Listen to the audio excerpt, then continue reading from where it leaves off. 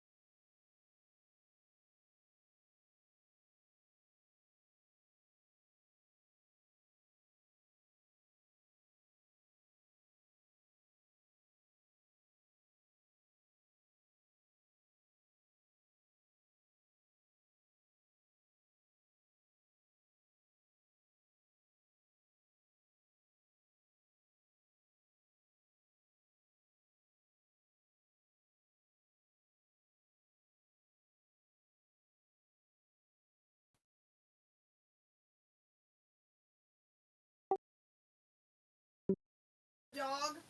Your other daughter? Ugh.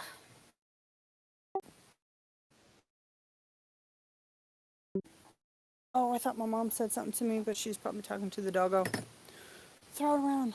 Oh, Yeah.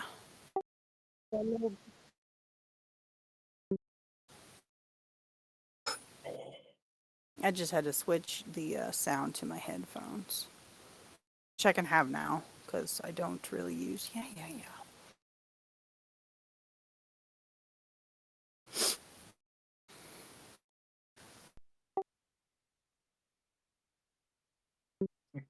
Oh, on stream? At least your sound's working.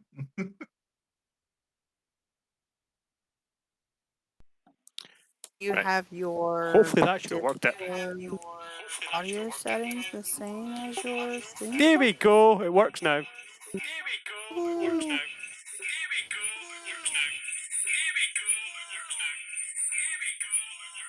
Don't piss off the dungeon master. Hell no. Mwahaha. She's got many evil Not things. you though, is it? I thought that was red. That's what I mean. Don't piss off her off. Otherwise, we'll all be dying rather quick. Just say I can come up with some pretty wicked creatures really fast. Right, 2 seconds. The puppy wants out. Puppy wants out. Puppy always wants out, I guess. I will. So happy I got it to fit. That's awesome. I put. All right, Mom. I'll be here. Monkeying around like I always do. Which, if they're leaving, I can work on this. Do I have Muffin Man? No, those are my stickers. You met the Muffin Man. The Lives on Muffin Drury Man. Lane. Man, yeah, the Muffin Man from Drury Lane. See. Can use these tiny guys. I am a non-wasting crafter, so if it's a bit that looks a little jangly, I'll toss it. But like small scraps, I save everything. Ridiculous. I find Wasting not one, huh? reasons. I find reasons to keep things, and when people are like, "You don't need this," I'm like, "But I could craft with it." I'm the same with computer parts. It's like I found a graphics card that was a GeForce 2. Bearing in mind we're on RTX 20 or 3090s and stuff now. It's like you think Oh. how old a GeForce 2 is. You know what's so bad is I seen somebody had like my little recycling bin, little trash bin. Nice. So these are all my stickers that I made. They're all on there. The only Yeah, thing I'm I've got excited. to show is I got a poster for Christmas. I still haven't put it up, but it's a little bit weird. It's from It's Asuna in spicy form. yeah. That's Spicy what I showed you. Asuna. I am so here for it. I love Asuna. She's awesome. It's so All the wholesome. puns intended. So wholesome. She's great. Well, come on. Everybody, think about it. In the show, everybody wanted to be around Asuna. Everybody wanted, like, a piece of Asuna, you know? But she only had eyes for Kirito. I mean, that man's lucky. He's got a harem. Yeah, he does. Think about it. All the ladies, this is stickers. This should be I have all the ladies. my crafty bits, my crafty stuffs. I have all the ladies too. Sweet. I just see it now. D&D turns into a big ass harem. Oh hell yeah. I mean, there's a house of lady favors somewhere. A house of Shut lady. up. A house of only lady favors. thing- Wow. You may have The to go only- for a drink and find that place. The only thing I will say is like if the party ever gets to like have that grog moment, you know, Grog and Scanlan goes to the house of lady favors is what they used to call it. I will insinuate that a thing happens, but I'm not drawing out that whole no. We would be like, and curtain here, and Keep the moving on fun to out whatever. of it.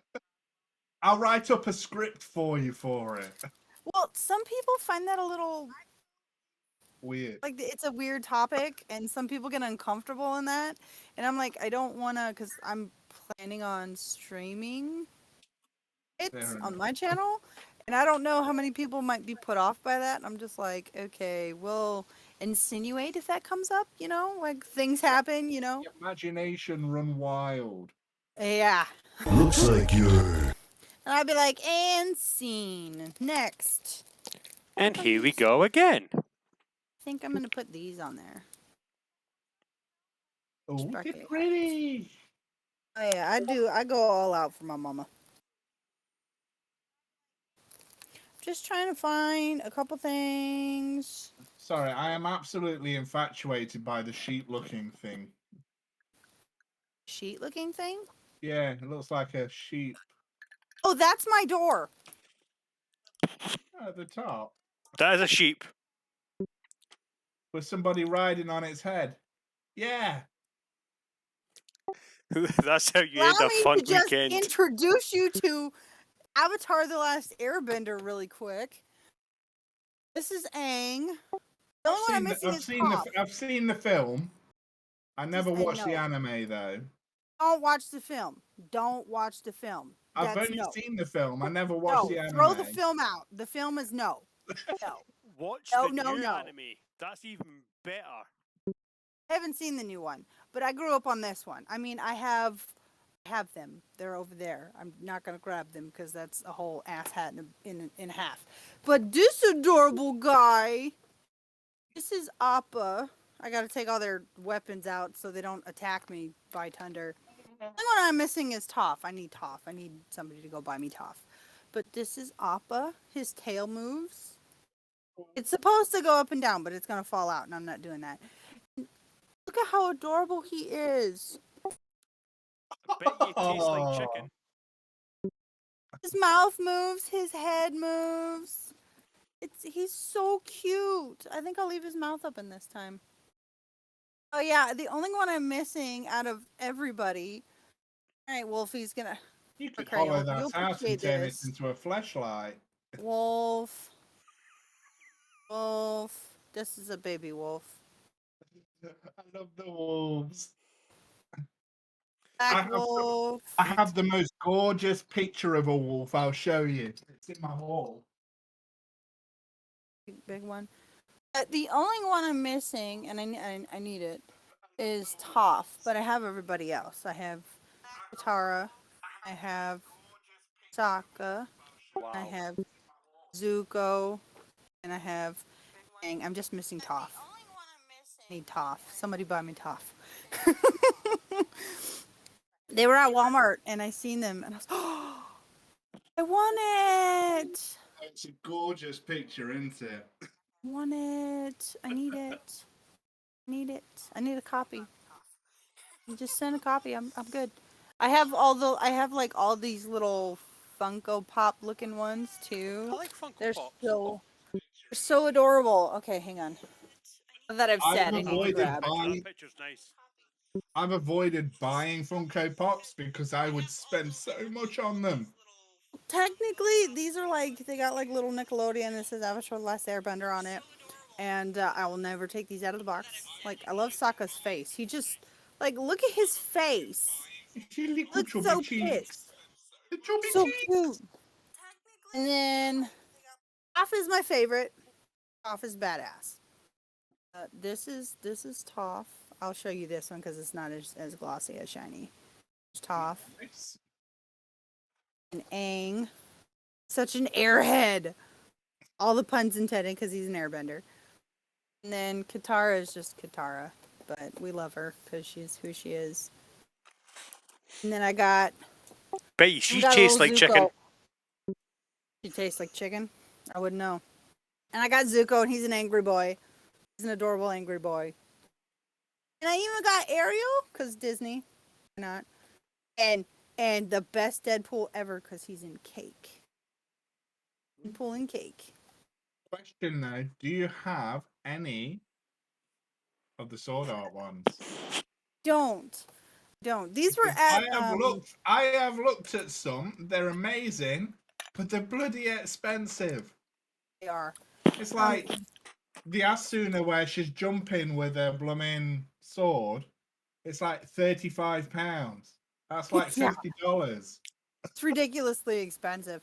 I found these little figurines at a like cheap dollar store type thing that we have here in America called Five and Below.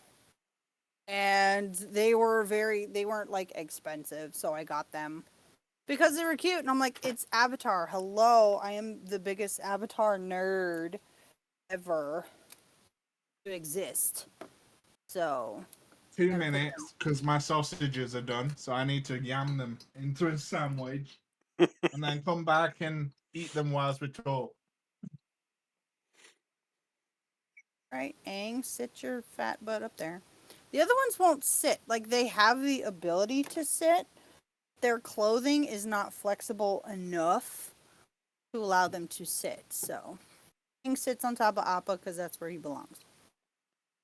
Everybody else just kind of chills the hell out.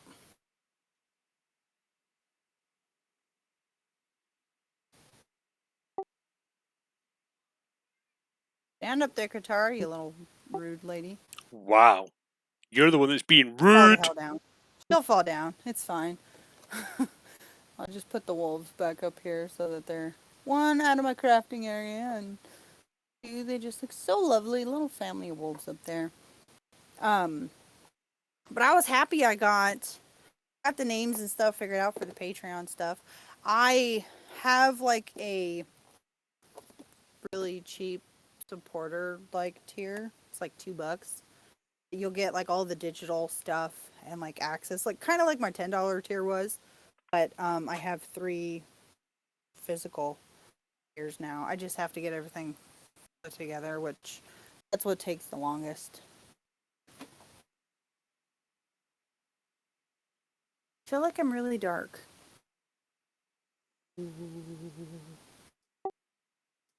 I need a brain. You need a brain? I don't have a brain. No. Where are you? Are you always at the bottom? Who?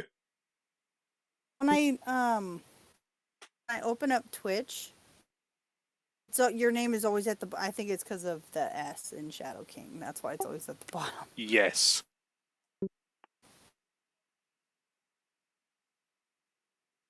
In the middle of a Wendy's commercial. I don't like. Exception. Woo!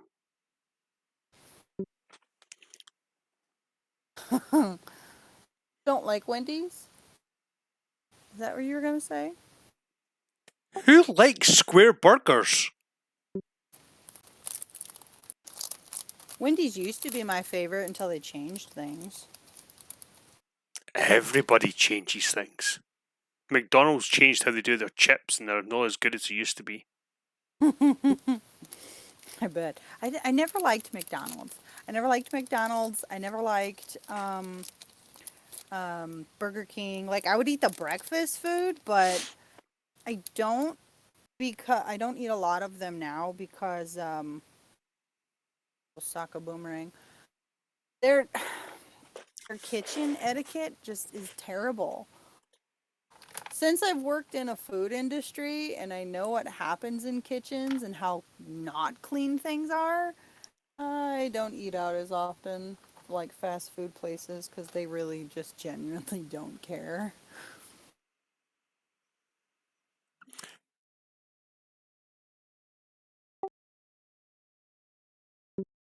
Yeah, it's an experience and a half. There you go. Aang's gonna hold on to his stick. That sounds so bad.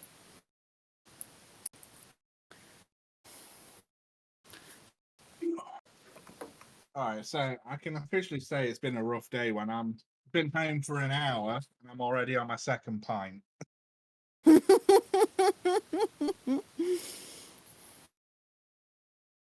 Gosh, it's been forever since I've had a proper drink. Rather than subject you to me trying to eat sausage sandwiches, I will take my camera off for a minute. That's fine. Well, you can have some nom noms.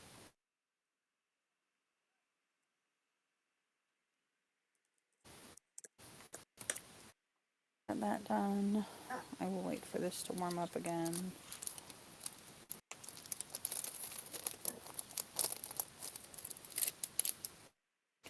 I'm over here looking at something, and the movement on the Twitch channel caught my eye. It's a commercial. Like, what is that? It's just me. Cut the commercial! Commercial! It's weird. You're weird. I do not deny it, sir. Don't deny it. I really don't. I need to empty my recycling bin's a little full. Just a little full, aye? Just a little. Well, I mean, it's like here. Underneath the poison, so we're good. Wow. As long as it's underneath the poison, we're fine. Yes, it's under poison. We're good. We're okay. We will survive. We can survive this. If you say so. As long as I've got Weetabix, the day will be alright. I've seen that advert. If I eat Weetabix, I can pull up a submarine. Yeah, At least give it's me not a gas yellow as well. submarine.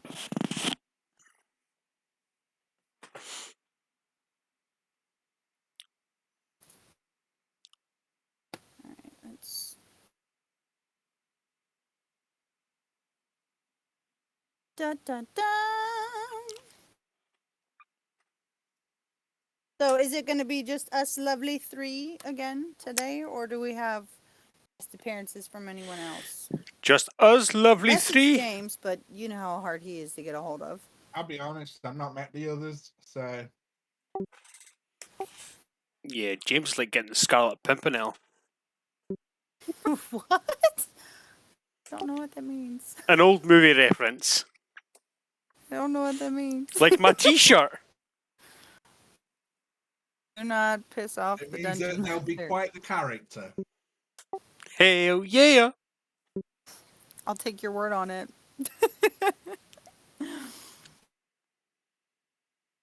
I will take your word on it. Have you got any word from Dan if he's going to join us or not? No, go back to me. I don't think he's going to join us.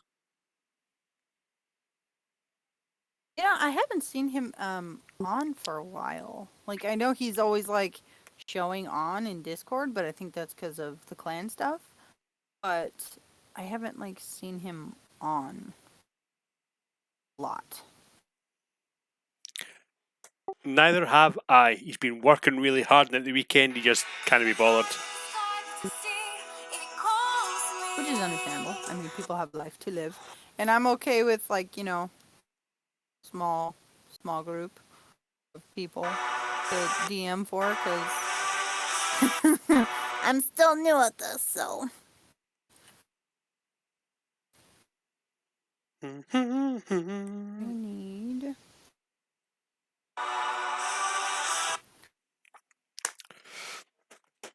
It's a dungeon master. Will you have a character going along with us then, or are you literally just the overseer? I am every other character you're not playing.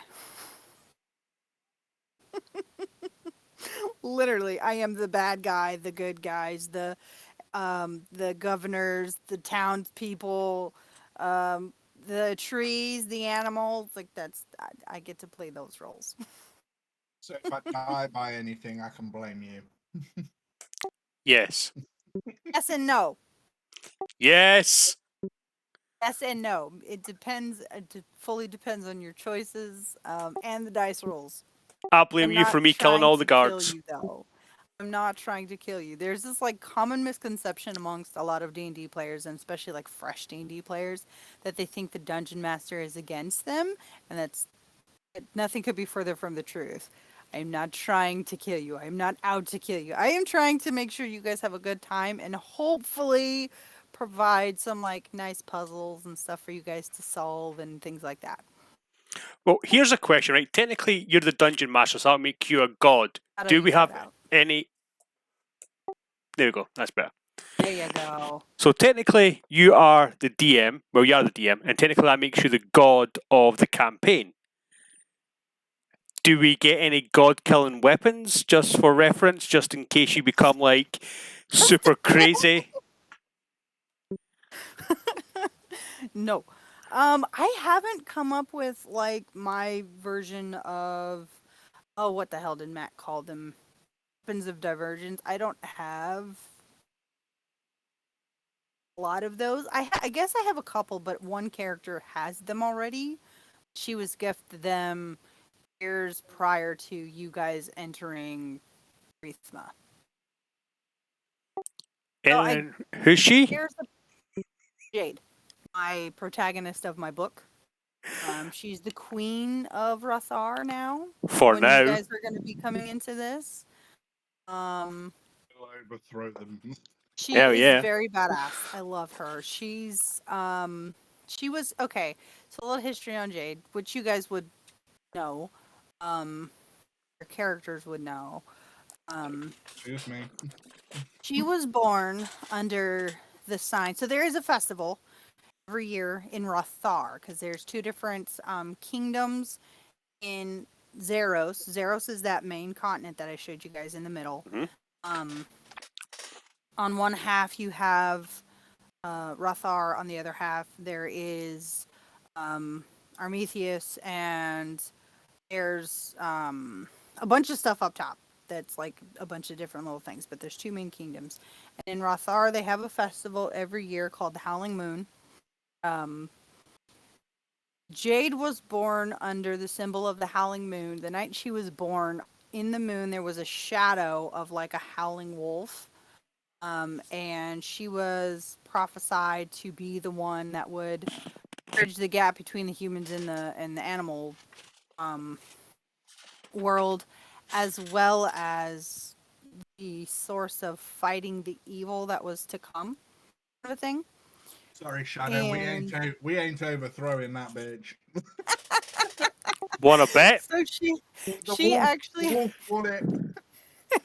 she actually has a wolf companion that comes with her. I'll have to go back in my book notes to find it because he'll be with her everywhere. The forest that's in Rothar, the Rotharian Kingdom, there's a forest that's there. They used to refer to it as the Forbidden Forest, which it actually has a name. I just don't have my map in front of me. It's over there. But there is a guardian type animal in each forest that's around this world that I have. And in each one, they're different guardians. So in the one that's in Rothar is actually run by wolves because I have a thing for wolves, so it just made sense. And Taka is there. He's like the prince of the forest kind of a thing. So there will be in Rothar, there is human guards and there are wolf guards that are like legit wolves wandering around. There will be no guards. You cannot kill. Look, the town is supposed to be a safe space. I'm killing Shadow King if he goes near the wolves. It will be a safe space. Once I wear the guard's skin as an armor suit. Oh my gosh.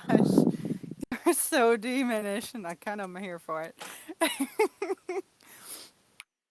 I'm still working kind of on your particular race, Shadow, because it's going to be different. So I'm still working on that. You awkward git. Hell yeah. It's two different species together, and I'm like, well, if there's a mom of one and a dad of the other, which you'll have to refresh my memory which was which. Power of the dark side. But So it's gonna be a tribrid. and Thanks I for need stopping to- by, Kel. Much appreciated. I like a little need to- intro now as well. There you go. It's little Kale. I need to figure out the are you? An idiot sandwich. balance between the two races to bring it together to make a race is what I'm trying to get at. Because I've never made my own like homebrew race before, so That's what the brothels are for. hey, some of them came out of there. Excuse me, do you think I came out of a brothel? Oh, I came out of a vagina like a normal person. but how did you get there? Use the afterbirth. Daddy seed? He just grew legs. Pya! Well, hello there! Brothel on legs. It's See, for that, I'm killing all the wolves. but bringing us to that point, I have an idea for something, because in the book there are a couple people who can understand animals in my in the forbidden book that I'm writing. Jade can understand them and talk to them. And in D&D, there is a spell called Speak with Animals. So what I'm thinking, so that you guys would have the ability without spending a spell slot for it, I'm thinking of homebrewing a magical item that each of you will have, and this magical item will be different per your character. I just have to figure out how I want it to work, like the full mechanics of it, and then I'll present it to you guys and probably tell you all to give me a specific, like if you want a ring, if you want a bracelet, if you want a necklace, something along those lines. And I'm thinking maybe it'll work with like once per long rest, you guys can expend that spell slot within your item, be ring, necklace, whatever. And if you come across a particular animal that you may perceive or may not perceive, depending on how you roll, is speaking to you, you can use that spell slot to speak with the animal, and for a duration, I'll have to tweak it a little bit. You guys would be able to speak to the animal and get information, because it's a common thing in my world. So I was like, even if you're not a magic user, you still have that one item that you can use that spell for. Like that, and that'll work well with my character. Yeah. Let's see. There's one I don't want to I don't want to spoil anything too much. Let's see. I have Nella, I know like the back of my hand. She's my little baby. You guys are going to have, out of my characters that I've played, that are now NPCs in your game, there's Danella the Rock Gnome. There is, I'm calling her Ivy, but that's not her name. The one that I was going to play, the Ranger. She also has a giant black direwolf. There is Thea, my white dragonborn.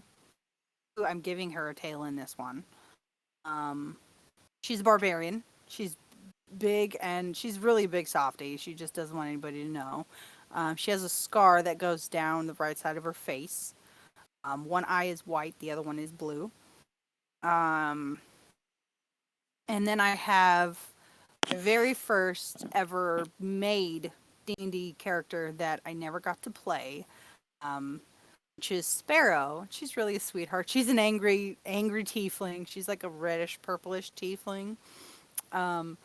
And she has issues with anger, so I gave her fire as her like magic. And she has to keep her anger under control or she will set everything on fire. And I love her. She's an angry baby and I love her. So that's a very small handful of characters that I created that are now NPCs in your guys' game. And they may or may not join you for a little bit on your travels.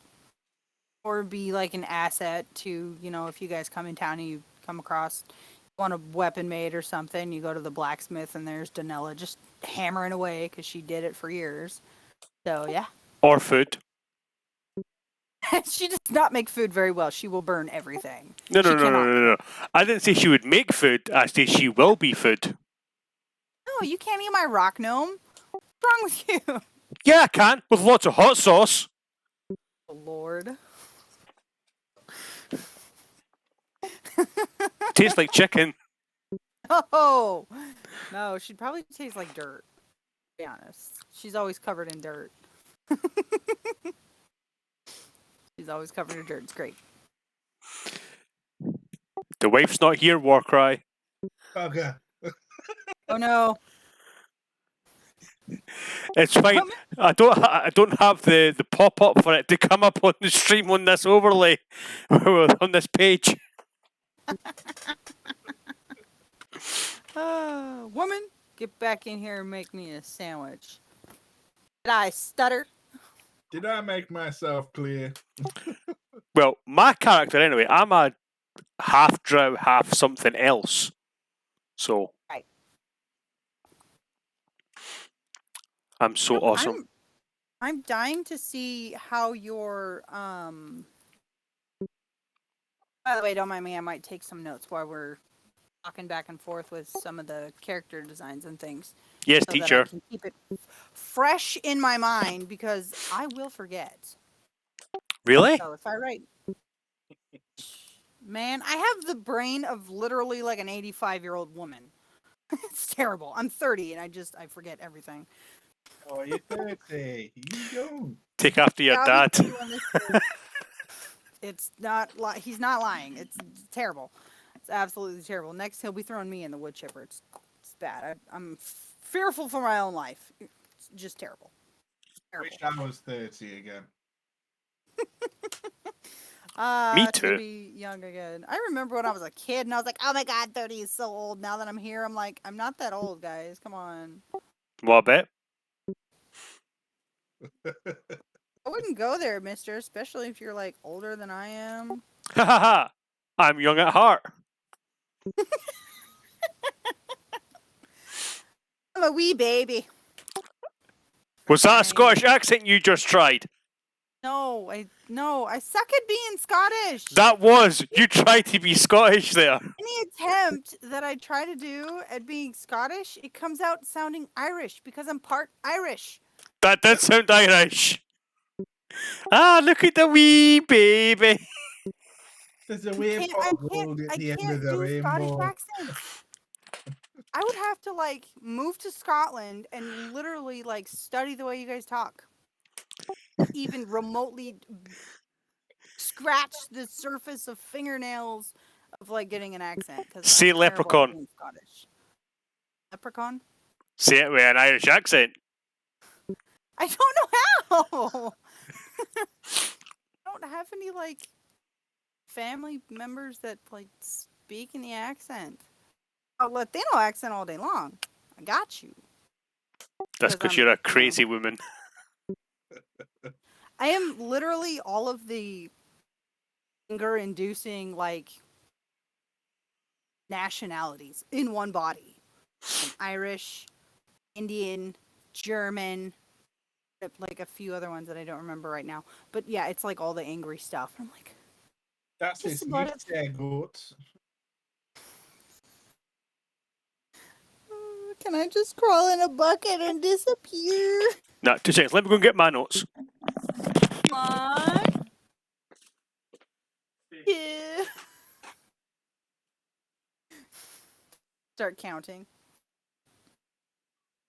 Yeah, I really That like the prospect of having the ability to talk to the animals for a period of time. Yeah.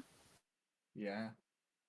Well, I was thinking about it, and I was like, well, in the book, it's more than just Jade, because Taka, who kind of is like a love interest with Jade in the book that I'm not finished with, but I'm slowly working on over time. They can both speak to animals. Jade's the only one out of the two that can understand them. So in the book, there's a lot of times where she's just like, there's birds on a tree branch, and she walks under and she'll ask them like, what's going on? Why didn't the morning bell sound? And this just different questions, and they answer her like I'm talking to you right now. But Taka, he can talk to them and they can understand him. But when they talk back, he doesn't he understands, but like from the animal voice, not from like in English, it coming out like English kind of a thing. Yeah. So when I was thinking about that aspect in the book, and the world is basically from my book, I was like, well, I need them to be able to speak with animals, but not everybody's a druid and not everybody's a ranger. So I need them to have the ability to, and that was the other thing I was gonna talk to you about, is if you wanted an animal companion to like come with you, like you can have a pet. That's fine. If you want like, a Spider. pet wolf, that's fine. No. But if it was gonna be an animal, he says that because he knows I have arachnophobia, and he just Hate does that to be spiders as butt. well. I hate them. Burn them with fire. I will burn a whole town down if a spider comes They through. I should do be not care. eradicated from this world. Ugh. Excuse me. I'm a Terrible. drow. My god is a spider. Thank you. I know, it's so creepy. I'm here for it. I really am. So I'm like, I have to get over being afraid of spiders or shadow. But if you wanted an animal companion to come with you, you'd have to choose a ranger class, because I don't want to like shit on rangers because they have the ability to have an animal come with them as a companion who can like do things in battle. So there's a difference between having like a pet companion and like the animal companion feature for your character. So pets, I will allow pets. I don't care. You have to know that if it's a pet and you bring it into battle, there's a chance your pet may die, and you have to be okay with this. As to where you have an animal companion who can actually do fighting and things in battle, still might die, but they have a little bit better of because they can do things actually in combat. There's a difference. But the one character that I was thinking of possibly putting in your, which of course we can talk about this a little later, as far as parts of a background kind of mingle with yours, would be the character I call Ivy, which was my ranger. Her name is not Ivy. She's that's the name she's given people because she doesn't want her family to know where she's at. So But it's an she's- alias. Yes, it's an alias. It very much is an alias. The only one that knows her true identity is Danella, because Danella helped her change her appearance. So when she started, she's a high elf, and she's very much not like any other high elf that's out there. Most high elves are like they got their nose in the air and they're stuck up and things like that, and she's kind of like not. She always thought that because her family is like nobility, and she always thought that that was kind of wrong. She's like, well, these people are no different than us, other than having different blood. Like they're no different. Yeah. And some things went down in her past, which I will not unveil because I kind of want that to come across in the campaign. I'm really hoping you guys meet her because then you guys can. I'm hoping it's like a side questy kind of thing for you guys to come across. But I thought it would have been cool to have her mix within your background because she has a dire wolf and she's a ranger, so she can have that wolf companion. But she came across this dire wolf in the wild amongst like a bunch of different ones. And with your backstory, I was like, that would be kind of cool if they met when she was young and she had this pup, and the pup had an injury. So on her direwolf, he has like a scar that goes all the way down the side of his face and covers one eye. So one of the eyes is white, and the other one I think is like this like really crystally blue color, almost like a Siberian husky. How they have two-toned eyes, but this one it's a fucked up eye. And if she decides to do like any small magical bits, like the wolf's one white eye will glow slightly. I thought it was kind of cool. But because she was around direwolves, she went to a friend of Danella's, and who was a druid. The druid helped nurse the wolf pup back to full health. Got the scar healed, but it's still there. Like no fur grows where that's at. It looks really gnarly, and it's like brings just the badassness to her wolf. But she's within the wilds, and if you guys find her, I always thought it'd be kind of cool if like your character had either knows her or has like crossed paths with her just for a short period of time, everything, if you wanted. And I just thought it was fun. Like her character was the character I was gonna play when we had a different idea for a dungeon master. It just didn't work out. And then Shadow over here had the lovely idea of making me a dungeon master. He's like, you should dungeon master. I was like, hell yeah, I've always wanted to. So here we are. Why the hell not? You're good at it. And I love that you have all that confidence in me to say that I'm good at it when I'm like, I've never done it before. I've watched enough D&D to kind of get an idea of what the heck I like telling stories. So hopefully, I think my biggest fear is that you guys have a good time. I just really want you guys to have a good time. I really don't care if you defeat my big bad, like, within, X amount of time for the campaign, however long it runs. But I don't want it to be like a fast campaign where you guys reach like level 5 and the campaign's done. Because the further into your character as you level up, you get better and cooler shit. You know, I don't want it to be like, here's a couple dungeons, and oh my god, you ran into the big bad, and you guys kill him. You're at like, you know, level 5, level 6. That's it. I kind of want it pretty to... cool to start off with, so we'd need to go through some levels. Yeah. I am over the moon. I've read your entire thing, and I'm like, I just want this to be a thing so bad. Plus, killing all the guards will give us like tons of XP.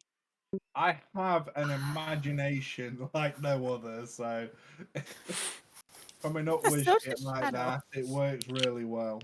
So Actually, I want to change my animal companion. A spider wolf. That is a thing. But it's still a...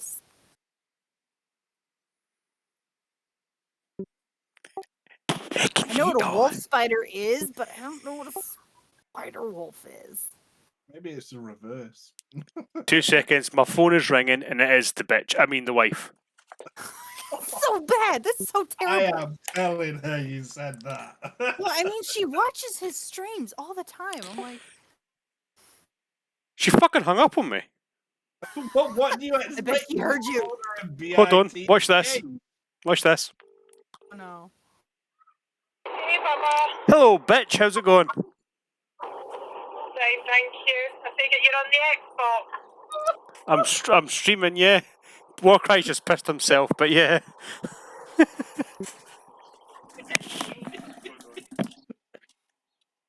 Oh my gosh. I don't know how she puts up with this. I don't know how she puts up with this man. Oh, I want to know how he still survives every night. I don't know. One thing I can say over the few years that I've known them, because I've known them since like 2017.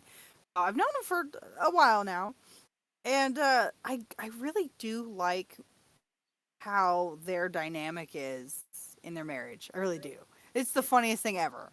People like banter back and forth, and it's kind of refreshing. As someone, who's single, and I've tried the whole relationship thing, and it's, whatever. But it's kind of cute, in my opinion, to watch them go back and forth, because she'll pop off at him just like he does her, and it's the funniest thing in the planet to watch. It really is. Really. Oh, now that Shadow's not here. So, what I was thinking, because I kind of wanted some of it to be a little secret from Shadow. I don't want him to know everything. Of course, he can watch this later, but whatever.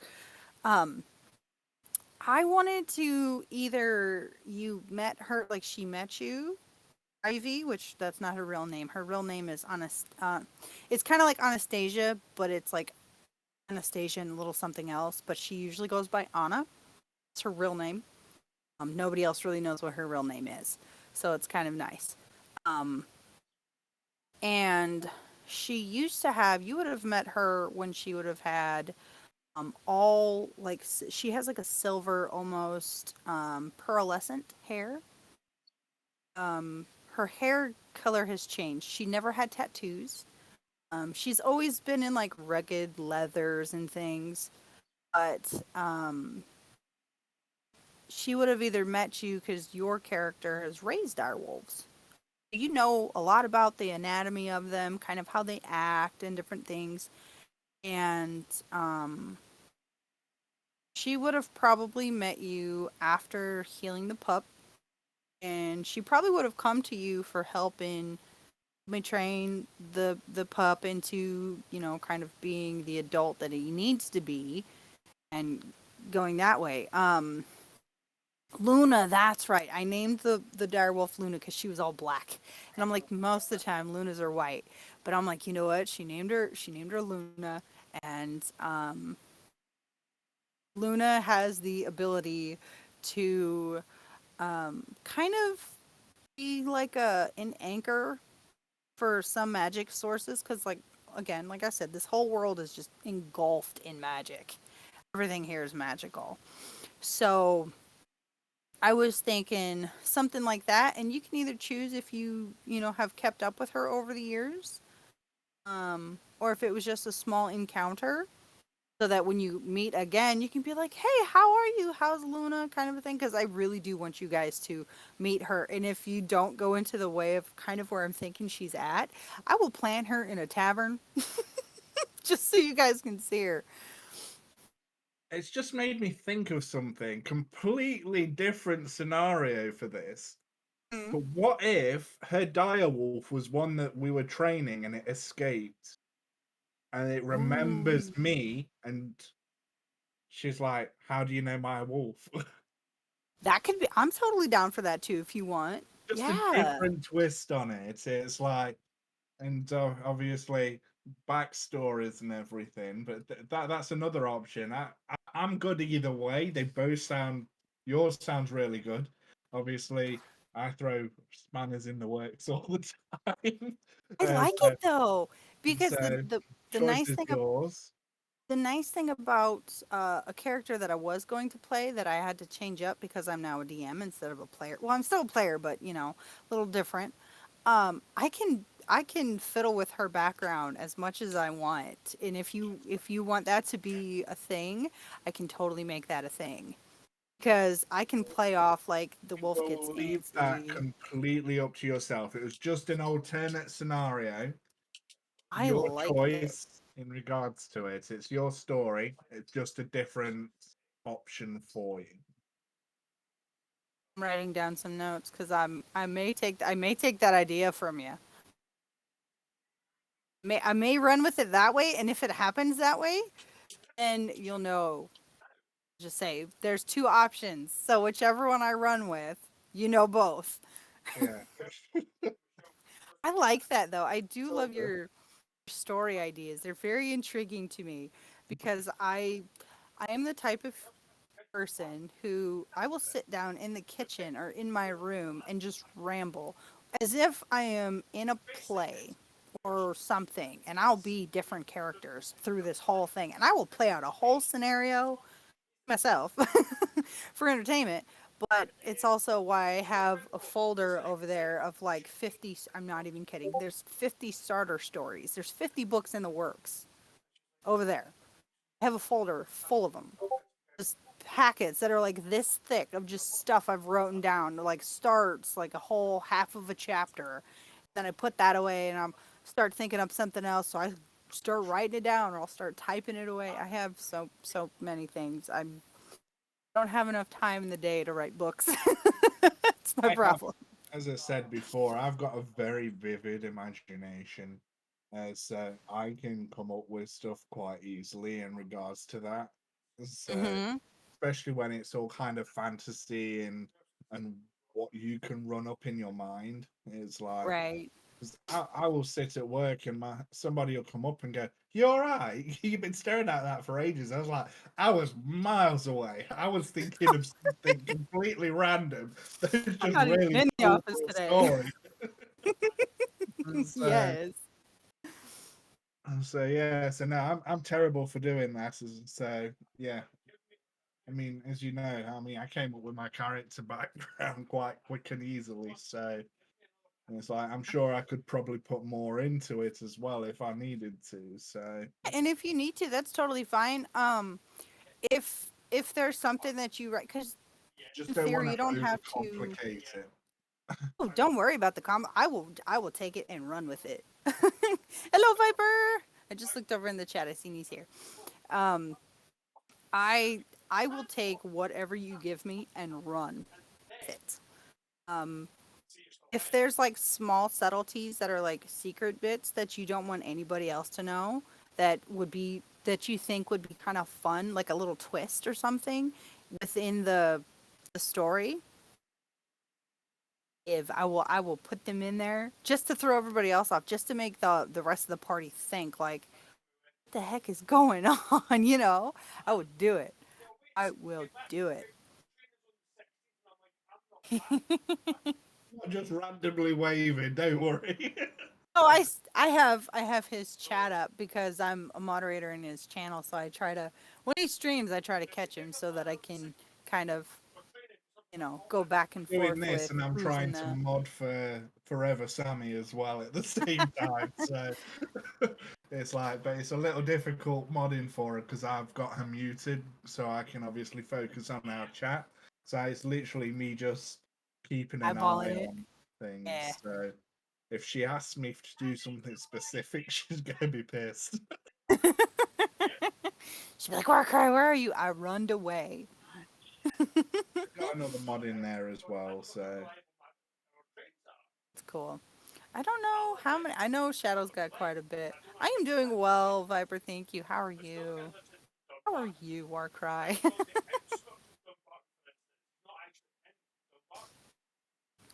And I know I'm seeing it late, so then they're really gonna see that response late, because chat's like not just like this. There's always a few seconds delay in the chat and the verbiage. oh yeah.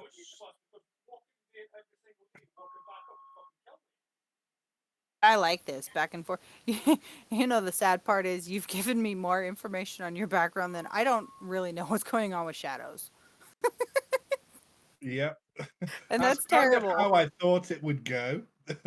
Like, he's just like, Uh, I'm doing this. I'm like, you don't have any, I've like, I sent it to Shadow so he could have a read of it as well, hoping it would kind of give him an incentive to do something similar. But oh, I don't know no, whether it worked. I no, know he I have, responded saying that he really liked the character background and everything, and he thought it was really cool. It's like, but I have not the foggiest what his character's doing. I know the races, obviously, because I'm making the homebrew of his character of that particular race. But I have no idea what else is going on with his character. I don't know. you've even got a picture of the weapon I use. Yeah. And the nice thing, so you're going with a fighter, right, for your class, I think so, yeah. which is really nice because fighters are super versatile. They're really really fun to play, and for a first time D&D player, I say like either like fighter or barbarian were the easier ones to go with because literally they go in and they hit things and that's it. No Yeah. spells to worry about. No like super With- complicated mechanics. With that weapon as well, I'll be able to hit things pretty well. Yeah, and if that's a dual blade if I remember right, correct? Yeah, so it's got a blade on each end, so you can hit and follow through. And Yeah, and it's nice too because as you level as a fighter, you get to add on a particular number of hits that you can do as you level up. yeah, So as you level up your character and you have that, you'd be able to, do a couple smacks with them or a punch or anything. And the nice thing about fighters is you can do things like bait switch. So you can literally you can do a maneuver, spend what they call a superiority die, and you can take your place and like say if one of your companions, your party members, is like right in front of the big bad or one of the baddies, you can take your position and switch. So now you're in front of the bad guy and they're behind you. There's another maneuver where you can trip them. You can trip the bad guy. If you hit, you can trip them, and then they'll be prone on the ground. And melee attacks have advantage on prone, but like ranged weapons would have a disadvantage because they're down on the ground. You're not always going to hit them. But there's another one I like, and it's called a goading attack, which means you hit this person, and if you hit them, you roll to hit, and if you hit, then you goad them, and that basically means any other attack that they do for that round will be at a disadvantage if they attack anybody but you. so a bit like drawing aggro in an MMO. Kind of. Yeah, Kind so of. you kind of draw the focus and the main part towards you, so the Mhm. others can kind of do what they need to in the background. Yeah, and it's so cool because I'm like, first character I played was, you know, Danella, and she was the fighter of the group because I was like, okay, I've never played. I watched tons of D&D. I've watched, you know, like High Rollers, and I've watched Critical Role and a couple other like not so huge named like D&D stuff. And I'm like, so I get the aspects of how to play, so I kind of was already in with the mechanics a little bit, but I was like, I have no idea how spells work. So I looked through my book and I'm like, what class do I not have to focus on spells? I seen there was barbarian and I was like, maybe another time. So I seen the fighter one and I was like, I can kind of jive with this. And I seen how many, you know, things that they could do. And I was like, I want to be this, but I want to be a tiny person. And I was a badass tiny person. And Danella has lots of war stories. She has so many that she can tell you guys now. And I'm super excited because she can regale you the times that she went down to Avernus, which is like one of the layers of hell in D&D. Oh, his And, lordship back. Yes, please. Oh no, he's still on the phone. He's not back all the way. It's the face. Can we try to guess his face? New game chat. What is Shadow thinking? He's wondering what's going to be in his sandwich. I was just gonna say, where's the sandwich? He wants that sandwich. Oh, I know he can hear us because you know, obviously the audio and the stream's going and everything. Shadow Queen. Put him in his Tori, we place. love you. Tori, we love you. Shut it! Hi, Shadow. Just hashing out some Warcry background stuff, secret stuff. You know it's on stream, right? So you're Yeah, not but allowed you to don't know watch what him option both. I'm going with. Stated that in the stream, but you don't know what option I go with until we actually start playing. Doesn't matter. I can still push him off a cliff. Oh boy. I can just see you pushing poor Warcry off a cliff. Survive, don't worry. Oh, there are giant eagles in my game, so just to say a giant eagle doesn't find you and pick you up, take you to a nest, that's a whole nother that's a whole nother adventure. The It venture to didn't get work in Warcry Lord of back. the Rings. It doesn't work in D&D. You don't Not know your- what kind of it's not craziness your I have. story. It doesn't mean that they're gonna be helpful. They could be like, "Oh, food! Take me to the nest." Still alive. I bet you they taste like chicken. Surprise, motherfucker. Ah. You guys win against like a bunch of large eagles, and we're having scrambled eggs for breakfast. Sounds quite good, actually.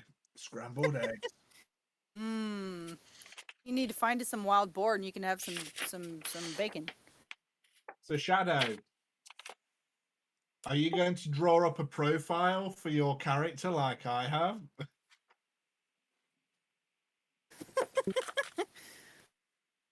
Trying to keep Red on his toes. He's is in, what he's in the doing. midst of it then.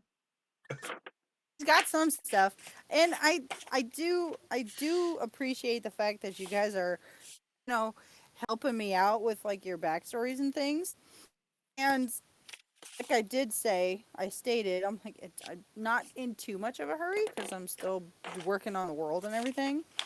But I would like to have some inclinations on some of the things for your characters. Obviously, you don't have to get super in depth with it because I might just take the ball and run. But having somewhat of an idea of like what your character wants, someone on like the passive perception, stuff like that, so that I know what the hey I'm doing. I'm a comes drow and I time. hate high elves. Oh dear. Oh dear. Yeah, Oh dear. he's got issues. No, they have issues. Especially when I slit their throats when they're sleeping. Isn't he so loving? I should just go a drow assassin. That makes perfect sense. I mean, you could. I think his dick's gonna get bit off by a direwolf. I think I'm going to wear that dire wolf as a flipping cape. Watch it now. And it's going to be that one that's owned by the Queen. Here, you leave him alone. That's He is fine, that's adorable. fine. He has See? a moon crescent on his forehead. Yes, and Leave it'll him look alone. really good for the hood of my cape. No, Viper likes it. Pepper, you're in timeout. Look, I want to point out to your viewing attention, the people that are in the Chat. chat here, that there is such a thing as timeout. There's also such a Punish the thing corner. as using his skin with a silk lining so it keeps me warm. I will put you in timeout, by thunder. I refuse to go into timeout. Exactly. I could be an assassin / wizard / what they called Prostitute. I don't know what they are. taxidermy. He doesn't know what they are. I could go into taxidermy. Can you imagine that? Here you go, Queen. Here's your wolf stuffed. It's terrible. Why are you so violent? I am not violent, and because I'm so nice, you've heard of terracotta guards? Yes. Well, here's all your guards stuffed. It's so rude. Why would you want to do that? Because it tastes like chicken. You're gonna get et like the worst way possible. Go big or go home. My character's the only survivor because he's nice. I have my hands full, chat. Send help. Send help. I don't know any brain surgeons. For you. Shut up, you 8-year-old woman. I am not an old woman. That's his niece, goat.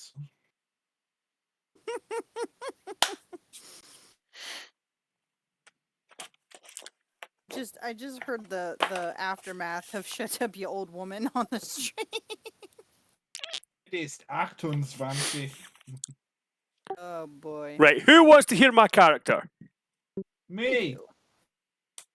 Sweet. His name's Diplodocus. That's an interesting name. I'm kidding. His name's Alucard Shadow Step. Nice. Thank you. I thought so. He is 32 years old exactly, so he is very, very young for an elf, even a drow. Yeah. Okay. He's 5'8". Weighs about 135 pounds. It's fucking small then. No, he's 5'8". Yeah. Oh, wait a second. Big red thing. That's small. Not really. Viper, you're in timeout. Yeah. He Time him out. he has silver eyes. Ooh, I like it. Yeah. For a drow, he's got very, very light skin. Not as light Okay. as a normal elf, but not as dark as a normal drow. So it's Scottish. Exactly. And he's got black, short hair. So his usual character appearance is he wears modified light armor. Mm-hmm. He carries a elven sword that belonged to his dad. His dad's name was Donovan. Get it? Okay. And down one of his shoulders, which is his sword, well, not his sword arm, his other arm, He wears a, can't remember what you call it, but it's curved armor that comes all the way down to his wrist. Hmm. A greave, like a really long greave. Greave is on your legs. I can't remember what it's called. It's like shoulder armor. Hold on. Boom.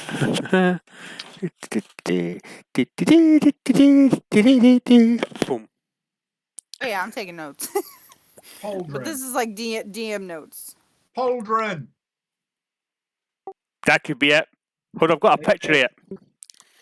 Pauldron, sometimes spelt differently, is a component of plate armor that evolves from spoulders. So it goes over the shoulders and down the arm. Hmm.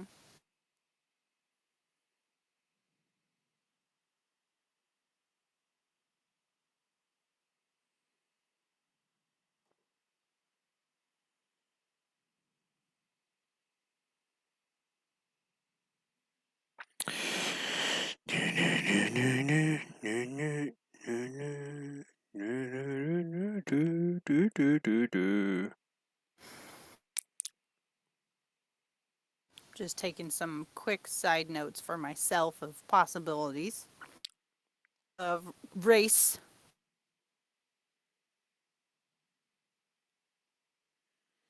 I asked my mother, what would I be? Will I be pretty?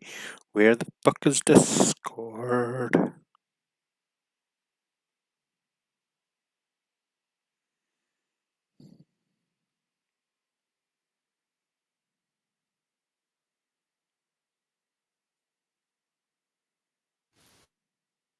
I think I have a little special feature that Shadow might be able to use. His character. What's the rest Already? of your character stuff then, Shadow? He's looking up things. He's looking up things, chat. Don't fear, chat. Don't He's use your looking up brain things. too much, it might overheat. Oh, we have a picture. Nice. He looks badass, or they look badass, however you want to refer to them.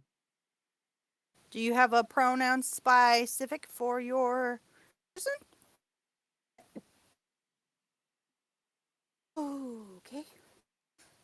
2 seconds. Did he send it to you as well, Red? Yeah, it's in the D&D chat. And underneath player character looks like a little wizard dude. I gotta get some more NPCs down so that I can put them in the list. But what I might do for the NPC list is as you guys come across them, I'll put them in there. I'll tell you about them. Cool. I still have to do more of the world and background stuff, which, you know, again, no worries, because we're slowly making our way.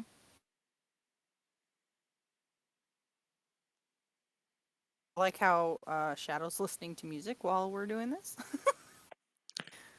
I'm still looking for stuff. Right, there you go. Right, so that's roughly what Yeah. that's roughly what my character's armor is going to look like. Okay, and the pauldron thing there that goes all the way down his arm into the bracer at the bottom, so it's like almost like a silver sheen to it. Yeah. So yeah. Yeah. What else was do you got your- to tell us? What was your class you were thinking? Blade Singer. Oh, right, the section for Bard, right? No. Blade Singer is usually a class that is specific to elves. It's a wizard that uses a sword. The wizard? It's a wizard. It's a subclassy wizard. Yes. Okay, so that's what I need to know that so that I can kind of keep track in my brain. The blades, bards have that, or they can be blades. Remember we went Yes. forth about that too. So I just want to separate that so I'm not treating you like a bard when you're a wizard. Yes. The nice thing is because a lot of the spells will have like components, have the ability because the world is full of magic. Will have the ability to find a lot more of the magical components that you'll need for your spells, and they won't be as expensive because they're easier to find, which is nice because then you guys won't go through money on components for spells unless it's like a really really rare thing, and then instead of like finding or buying the item, you can either go and find it, or you can kind of talk with the storekeeper of wherever you guys are for these components, and you can strike up a deal with them like, hey, if I go and find these for you, since they're not as easy to get, like, can I get a discount on them? Something, along those lines. Or you can build a relationship with that storekeep and be able to go there and get like half-priced stuff if you so desire to take that as an option.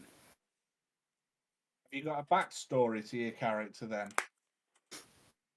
He's got lots of mystery in his. I Yeah. like it. Right. I can go through the basics of it. Give me 2 seconds. Stuff that's okay to be known. The secret stuff that you want to keep secret, just go ahead and keep that secret. Okay.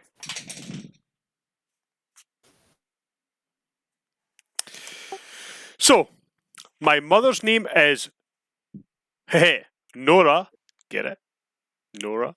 Anyway, so basically, my mum, who is blank, is chasing something else through the forest where my father's village is. She gets hurt by this thing really, really badly. And my father, who's out hunting, finds her, nurses her back to health because he knows the lay of the land, helps her hunt this thing down, which takes quite a long time because this thing is very elusive and very good at hiding. Anyway, long story short, they bump uglies. That's where I get my charismatic energy from, is my dad. Anyway. So, usual crap. Get together. She decides to leave what she's part of and comes and lives with dad. After a while, she gives birth to this handsome god of a man. And she dies during childbirth. So, my father himself, who he's not a blade singer himself, he is a swordsman. One of the best swordsmen that the Drow have. Because, well, obviously. So, I'm not very well liked in the Drow village. I am not, I am accepted, but I'm on the fringes because of the way I look. I'm very light-skinned. I have silver eyes. And I'm not like the rest of them. Usually. So, there's one day, me and my dad going a long, long trip out hunting, searched the wells to test my skills. As we're out hunting, we come across a party of dirty, ugly, smelly, fucking high elves. Who obviously see my father first and then attack. Out of nowhere, no provocation, attack. So there's about 6 of these people. My father, very skilled swordsman. Wacha, wacha, wacha! Cuts most of them down, but obviously gets like a fatal wound. And we're starting to run through the forest, where he hands me his sword, turns around with a dagger in his hand, and tells me to run. So, I run! That's how you get to the end of that story. Because I'm going to fucking kill those dirty elves. Anyway. So, as I run, I don't go back to the village, obviously, because, well, what's the point? Dad's not there anymore, so they probably wouldn't put me. I'll probably be an outcast as I already am. So, I travel. And as I'm traveling, I come upon an really old elf. So, this elf is obviously really, really old, and he is a blade singer. Exactly what it is. So we go through the history of what a blade singer is and what is their goal and what do they do and stuff like that. So as we're travelling, he's that type of way where he's really old, he's really cranky, so he teaches you stuff in a way where basically, oh look, there's a giant bear, go and poke it with a stick. That type of thing. So he trains you that certain way where the skills are instinctively learned and that type of stuff. Me not be knowing that he is like not high up, but he's one of the most respected people in his profession. So as we're travelling, he's telling me all these stories about where he trained and who trained him in this thing, and eventually we end up in his place, which is basically a giant, massive castle fortress thing with all these people training to be blade singers, and obviously you've got wizards and the usual stuff. So obviously go through the training, make some friends, not many, and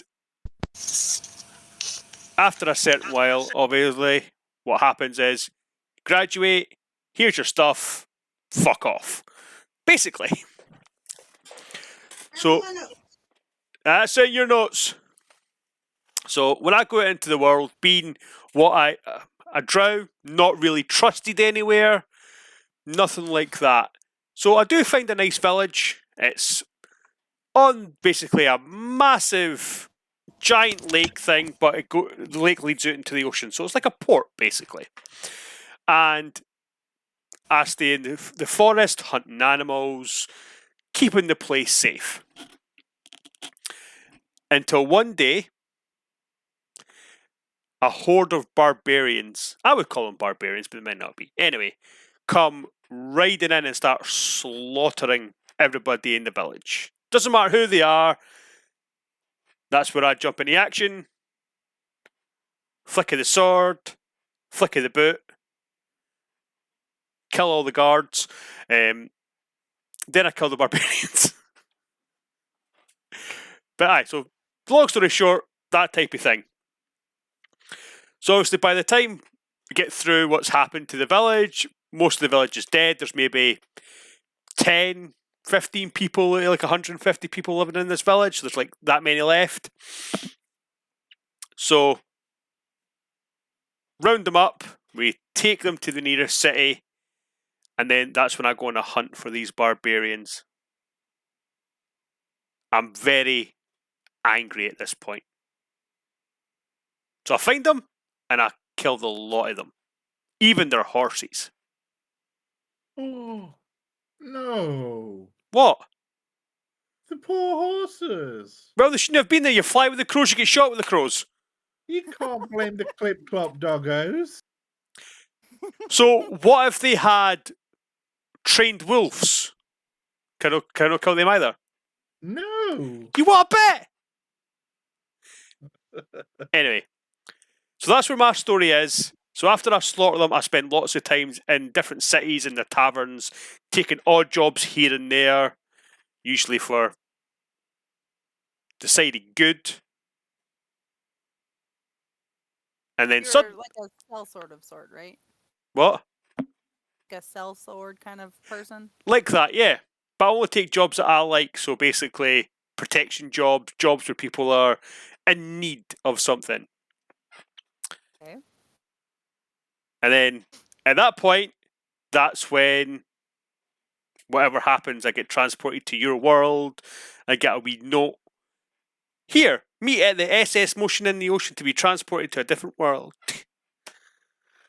You don't need to be transported. We can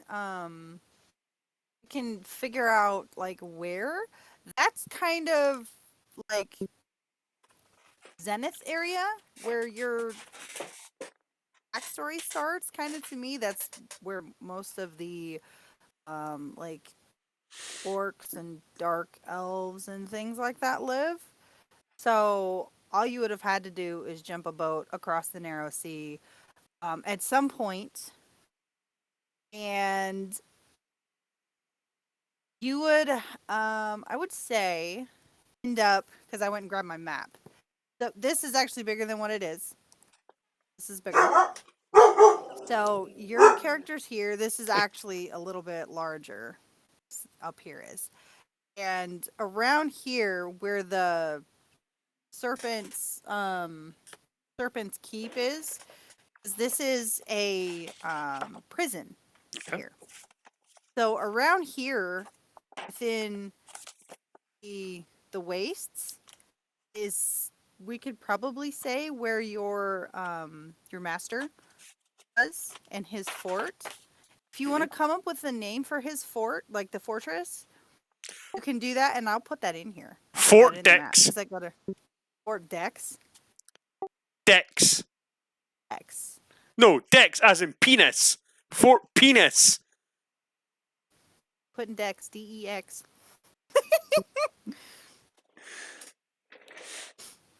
So, because this up here, the Barren Wastes, is not quite desert, but there's not a lot. There's not a lot out here, and a lot out here is like bandits, and there are some roadways that go through here that are for trade, because this whole section, this whole thing right here, is Zeros. So Where's the nearest forest? Or the nearest one. Ooh, there's a bunch. I would say Somewhere that would be good for dark elves. well, Near the wastes, obviously. the one that's near the wastes is the Dark Forest. The Dark Forest actually is bigger than this. The Dark Forest goes all the way out. Right, okay. Just so I know where I'm going to write that down when I find where my... There's there, 2 seconds. Dark Forest, okay. Dark Forest. And I'm gonna redo up this map and put it in the Discord for you guys, so you have reference of where everything is.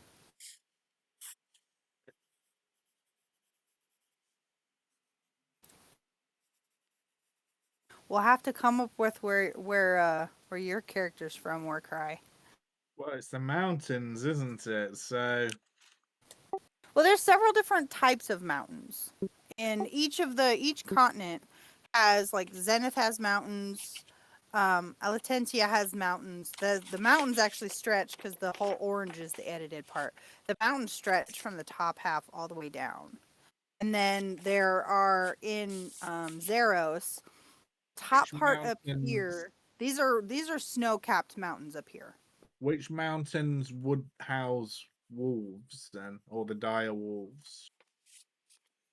All the way up in the Frosted Mountains. And that's probably what we need to work with.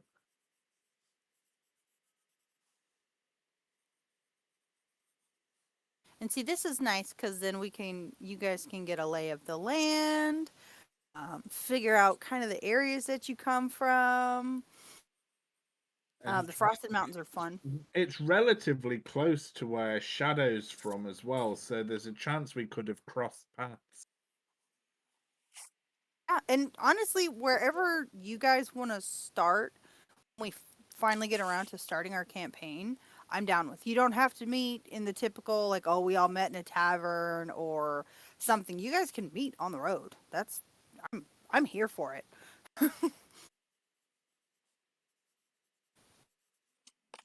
Just adding that to my notes for Warcry. Warcry, Taking my own DM notes. if we cross paths, we'd more likely have crossed swords.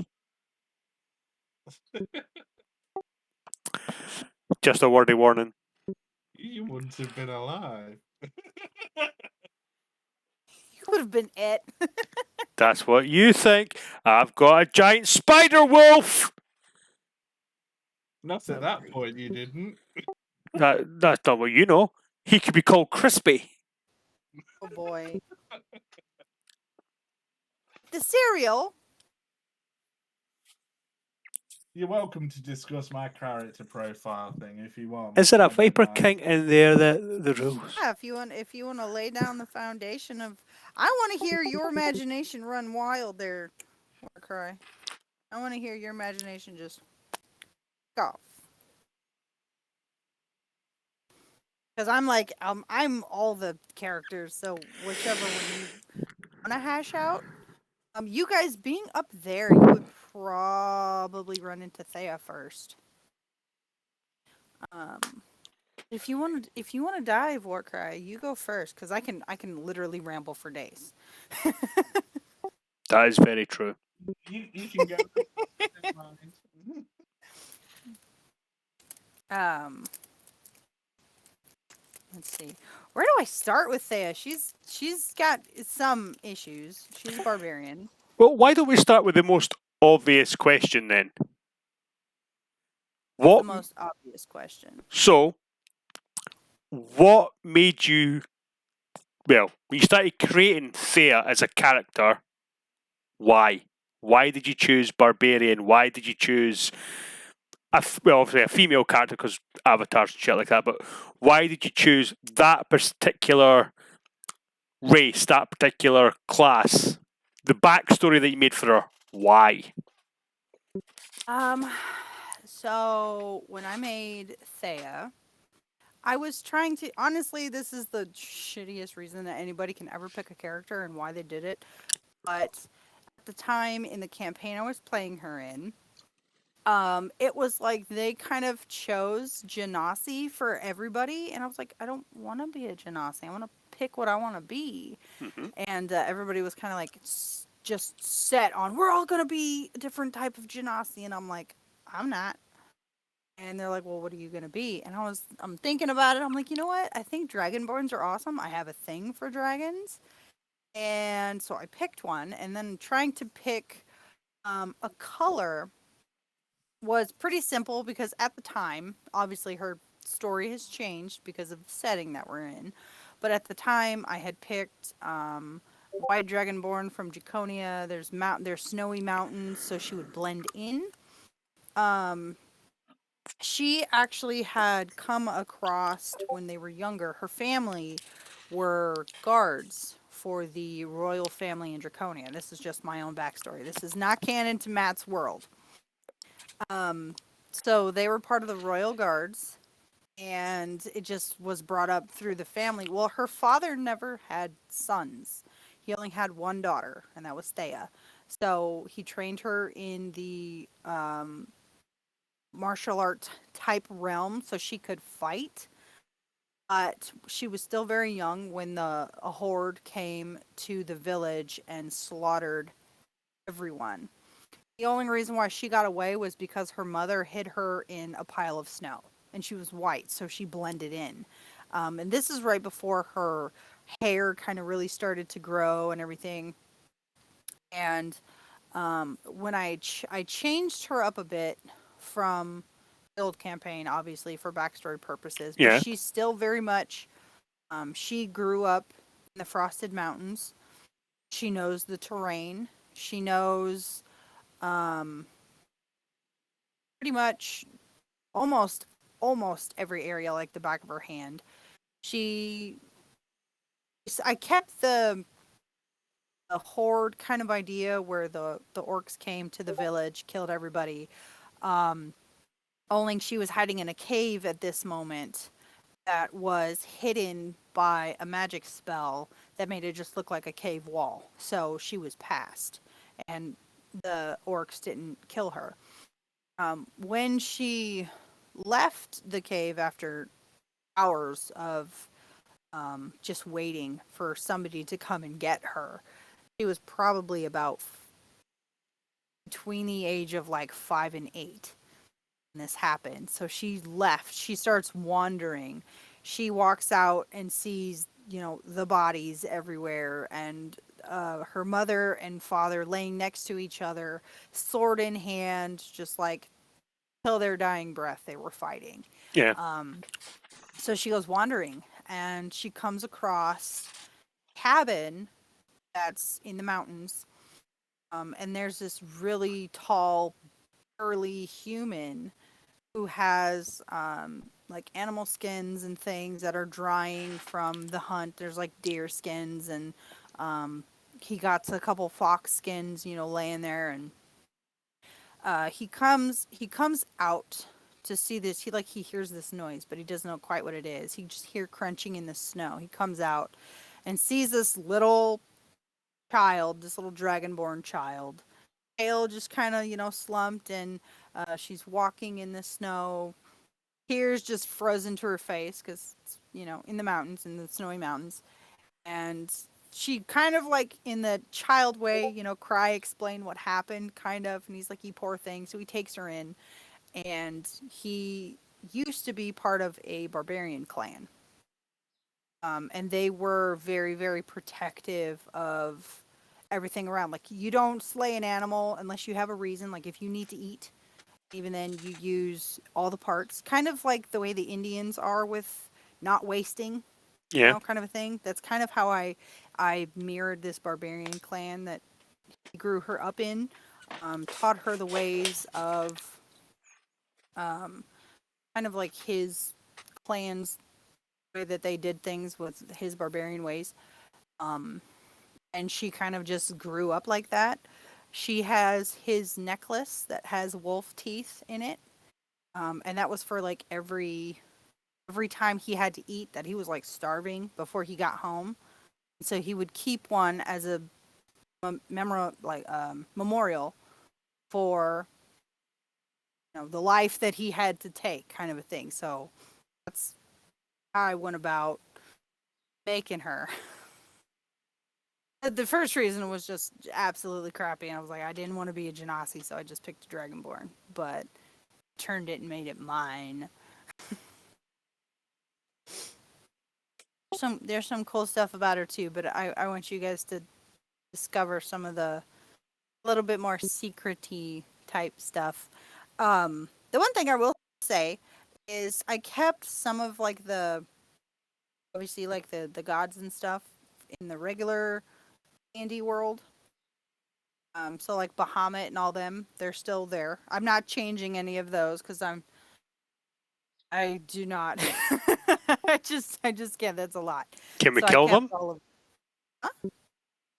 Can you kill them? You can't kill Bahamut. Can we No. kill gods? No.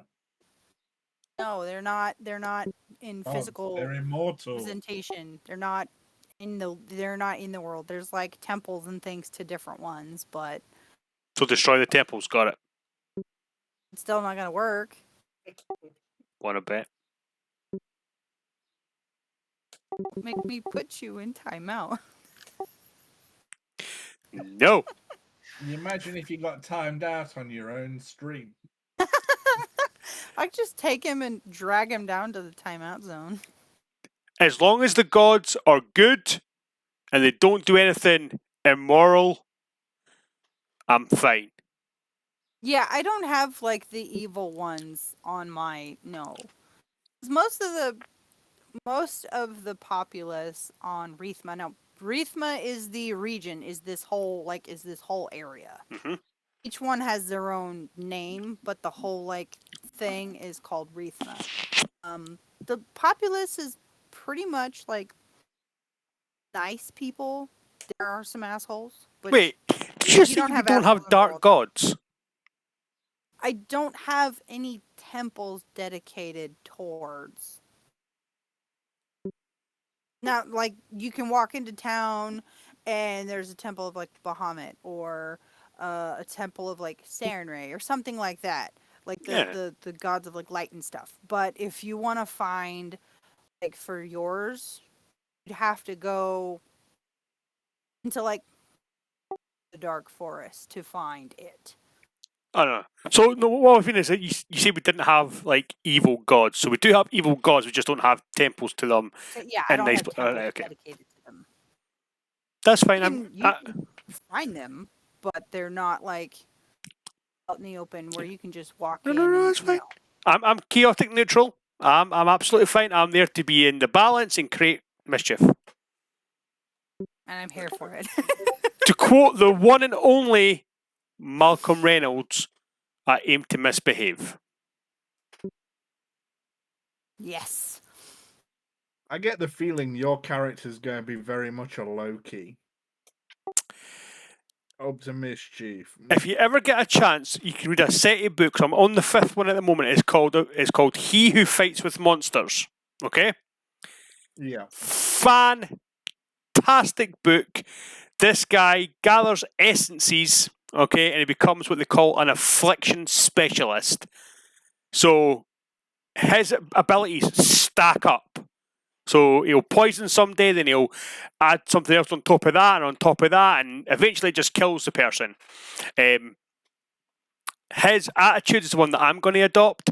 So I'm going to go door to door with flyers saying, "Hello, have you ever heard of the Dark God Loth? Here, have a flyer."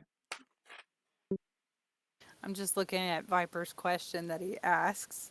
There is no Viper King. The Serpent's Keep is a fortress that only the worst of the worst of the worst go. And once you're in, it's bloody hard to get out. Sounds like my marriage. So bad. Oh, Tori's gonna beat you. She ain't here yet. Knows how to get in the house. Not if I put the key in the door, she doesn't. I have two places that have keep in them. The Serpent's Keep, which is like a prison fortress that you can't really get out of. And then there's a place in there very close to where your character's from, Shadow. And it's the Dragon's Keep. And it's miles. I mean, like, this makes it look like a hop, skip, and a jump. But your character is from, like, this region. And the Dragon's Keep is right up here, which is Okay. a good span. Dragon's Keep, I'm not sure if you guys are gonna like go there or not. But that is the place that the character, the last time we had our D&D chat, Shadow, and you asked me if I have an NPC that takes human form and has a dragon form that can go back and forth. Yes. That is the place where that character lives. And I'm not sure what color I want to make the dragon yet. But the character, Silver. this may shock you, but when I first made this character, I actually made it a dark elf. I know. Yeah. So the character takes on the form of a dark elf because it's around the dark forest kind of thing. It's meant to blend in. It's a dragon that just takes on the form of something not a dragon. Most people don't go there. In the book, which this is years before your guys' campaign, the dark elf, or the character, was a guide, if you will, for Jade. So he's in essence a good character in his dragon form, which is actually she. In the campaign, it's one person. In the book, it's two. Oh, okay, that makes more sense. You didn't explain that. I was getting there. That's why I'm laughing, because it sounds ridiculous. But in the book, it's a dark elf like type character, and he has a animal companion, more like they're companions in the sense of like they live in the same space, but they're very kind of like Merlin and Archimedes. They have that kind of like dynamic of like the dragon's very like just piss off, leave me alone. I can be, if I want, and Merlin just pokes at fucking bird all the time. That's kind of their dynamic. They're two old bats that are in the same space, and they're just like, leave me be, kind of a thing. That makes sense. And the dragon's name is Catalea. And she lives pretty much on the upper levels of the keep, on the top of it if she so desires. I don't know what kind of like color I want to make her, because her color doesn't really reflect like most colors in D&D Dragons, So her color may be a mystery. That's where they are. Is over there. And there is a mountain region that separates the Dark Forest from the Dragon's Keep. So there's like after the forest ends, it starts mountain region. And on the other end of those mountains is where the Dragon's Keep is. Those mountains have no snow on them, so just for reference, again, I'll pull up the map. These mountains here have no snow on them. But as you start trekking north, roughly the top of where the barren wastes are is when they start getting snow capped. And then the further north you get, it's just more snow, winter just gets worse. So, Dark Forest technically is actually going to mesh down here a little bit more because this lake is going to change as well. Like this whole thing is getting edited. But just to give you an idea of kind of where stuff is. That'll be easy too because I just have to snap a picture of this and put it in Procreate and change things. It's going to be great. The beauty of digital art. Makes it so much easier than drawing it on paper. Hell yeah. Hell to the yeah. So who else do we want to discuss as far as like NPC stuff goes? The guards. I need to know if they have a family, what their allergies are. Are they allergic to a sword up the butt? I plead the fifth. You cannot kill my guards. I will throw you in prison. No, wait a second.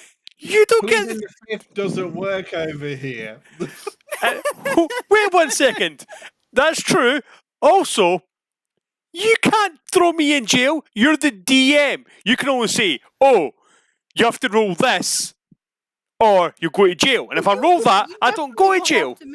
You would definitely have to make like stealth checks and things. Not unless I'm a blade singer. I can just like go wee and go invisible. There are still rules though. You can't just be like, I'm nuking everything and I'm the most powerful. Wait, do we get nukes? I have to have a sense of balance. A magical nuke. Booyah! Sorted. Nope.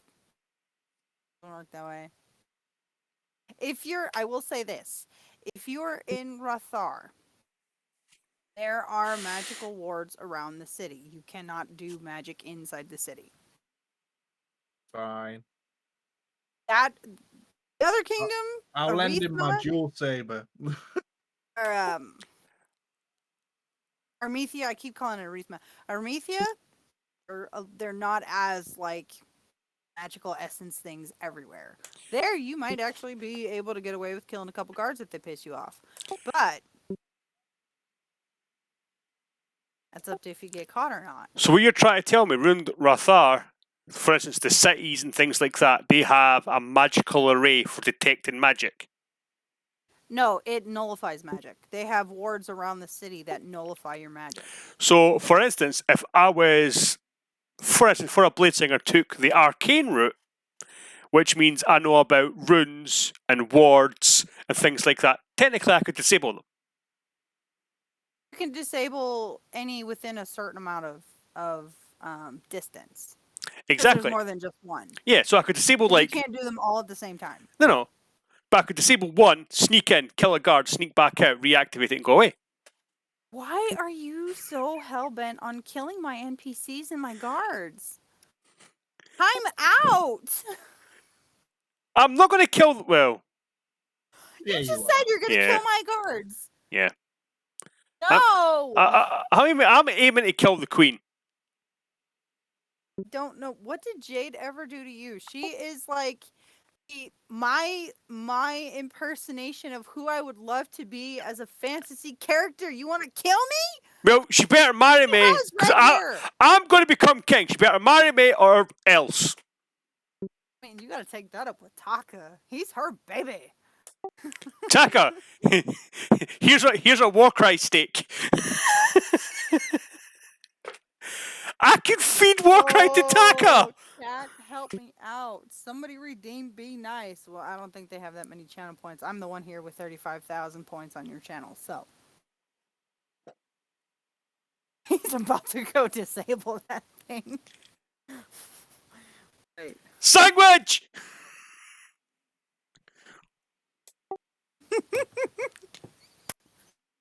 Bastard!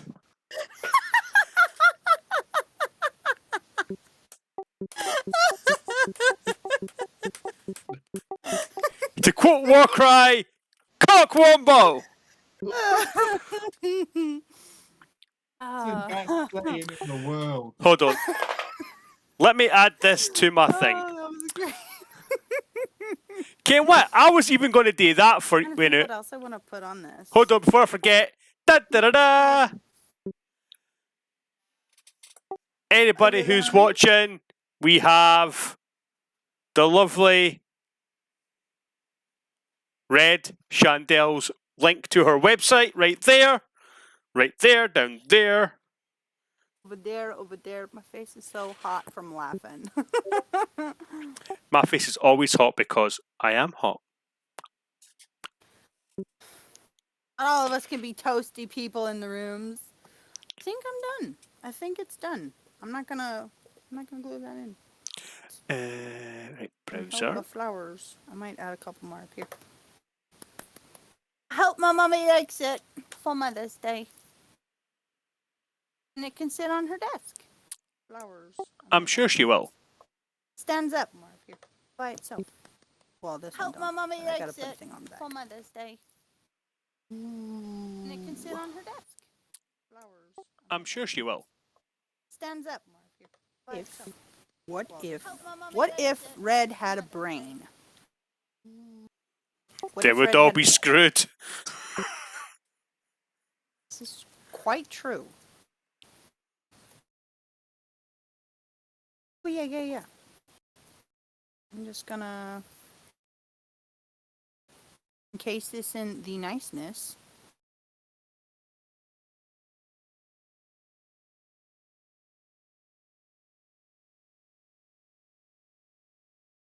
I was like, what is that? Ooh, what is that? I don't know. I have no idea. So, Warcry, we've talked a little bit about some backgroundy stuff. Yep.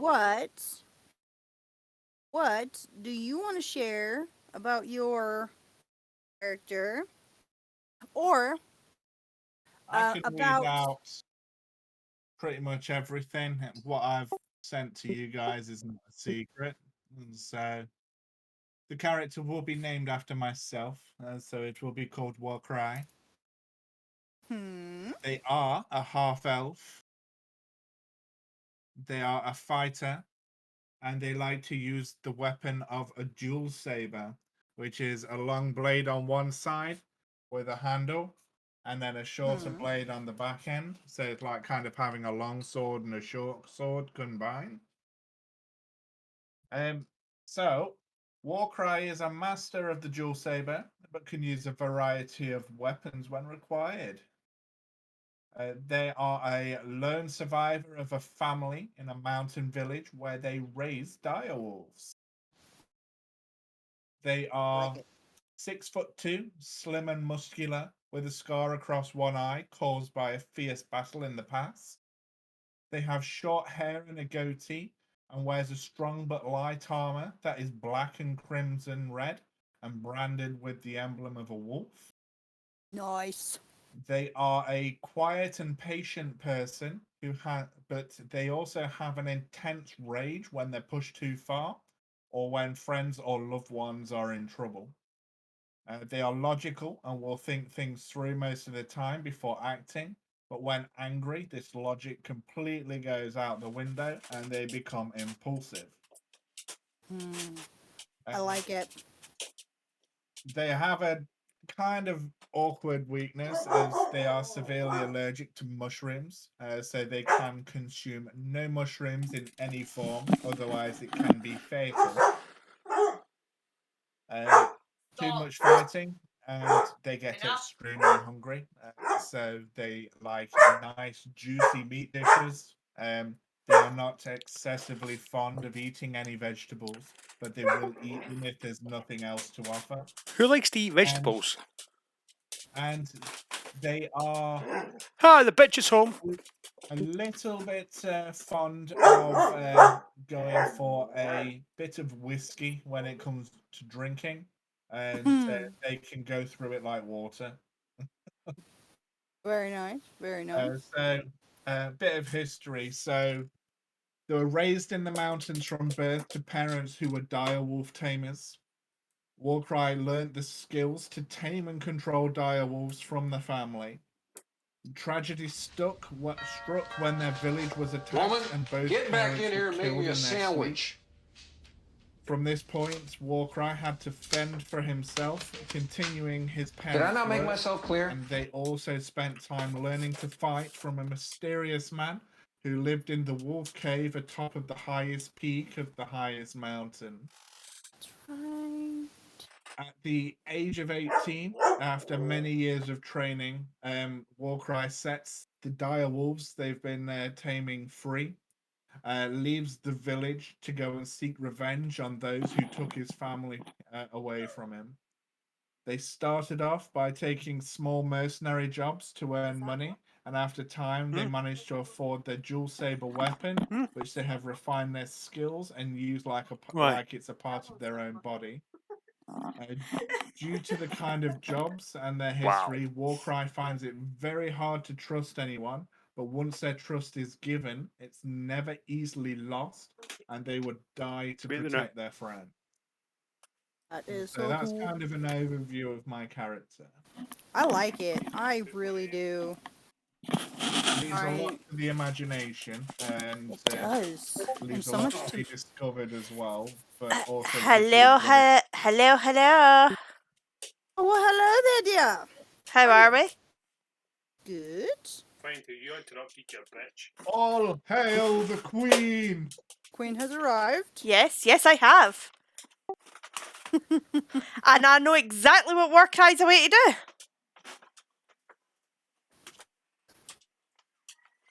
Waiting.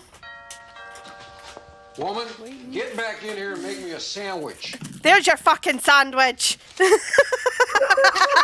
Yes! Did I not make myself clear? Oh, that's Oh, awesome. you legend! smoked ham cheddar. I'll eat it then. Never said that. How long have you been waiting to do that? You have no fucking idea. That's awesome. Oh, that has made my day, you absolute gem. Brings in sandwich. Whack. Eat it. That was his fucking sandwich. Here, give me that. That's awesome. Meh. And that's why she's the queen. Of course. You're right. That's why she's the Yep, queen. absolutely. You're right. And that's why I'm the motherfucking queen. That oh. We're not worthy.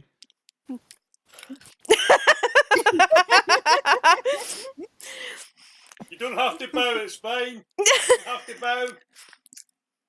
Shush, peasant. I will kill you and all your guards, I swear to God. Eat your sandwich, and I hope you fucking choke on it. Me too. Oh, I love her. I love her. Bring me my juice, peasant. Oh, Grab me and we'll see. he's just trying to kill me. Oh, that's hot. Feeling hot, It's the way I hot, hot. normally look, but thank you. I'm talking about the. Excuse me. Rawr. I'm a beatboxing dinosaur. Rawr. Regular dinosaurs on this channel. Shadow, I think you Rawr. need to rebrand to a dinosaur. I love you. You love me. Holy shit, I have to pee. I'm so smashed down, falling on the floor. Alcoholic dinosaur. That was adorable. It's I'm the here better for- version of Barney. That's the damn truth. I'm ashamed to say that for years and years and years and years, I was one of them like, heavy Barney watching children. It's a So bad. pedophile. It was terrible. I was a kid. I had a crazy imagination, but I was like, it's a dinosaur. I was not the little girl that was like, mommy, and I watch like Barbie stuff. Like was into dinosaurs and just all kinds of non-girly things.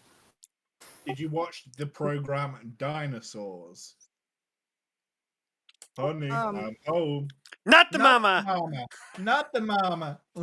God, I remember that stinking thing. Everybody always compared me to that god-awful child.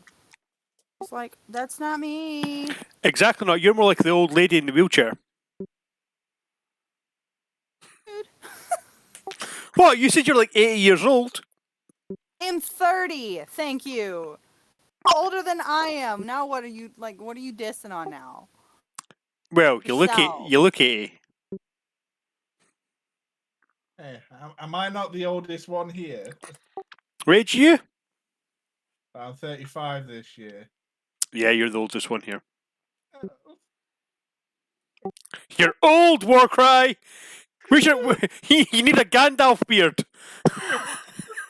I'm trying. What do you want, dog?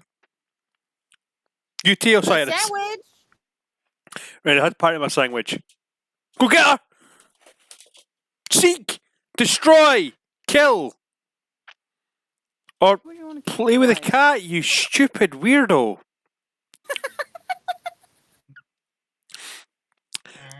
Actually, before I forget, over here we used to have a game convention called Resonate. Hmm. Used to be up in Glasgow. They cancelled it. It's done. It's finished. Completely. Yeah. What happened? They just stopped at it because, like, I think they obviously COVID, so they missed out on like 2 years worth of like money, and it literally just bankrupted them. It's kind of sad. It really. Look, Red. I don't have this thing on my computer yet. So, Appa. I got a cute Appa doll, okay? I got a My Hero Academia calendar. Oh, Warcry, you'll like this.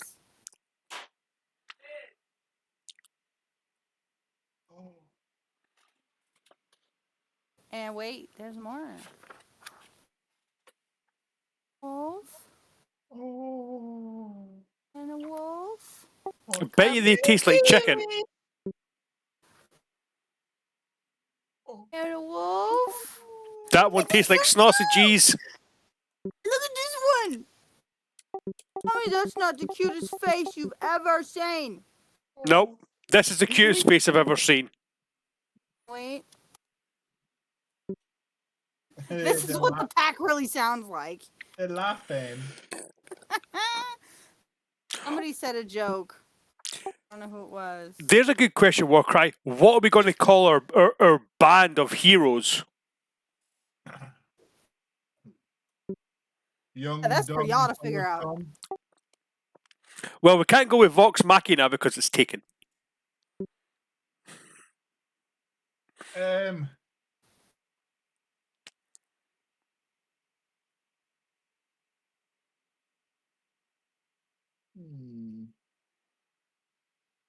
Ah.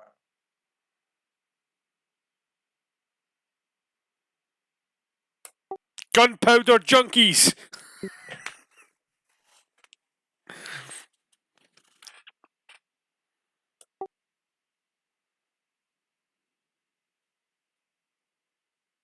The Guard Got any- Slaughter Elite Squad. Yes. We could just call ourselves Invictus. Imperium. Imperio. Imperials? Imperium. I mean, your guys' group name's up to you. I have literally no say in that matter. The Spider Lovers. The diamond mine. What y'all pick is what y'all pick. My nose.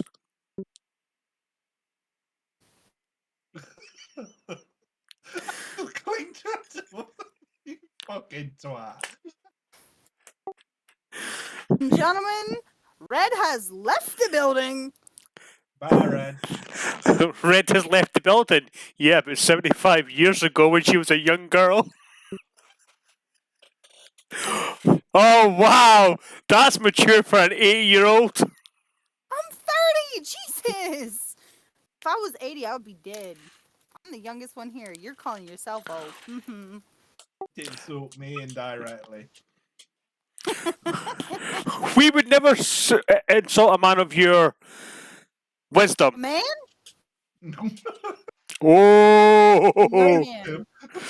I am not a man. you tell that to his catheter. That is so Saves me hard. going up to the toilet. Sometimes I'm you don't fine, even nurse. make it. Nurse!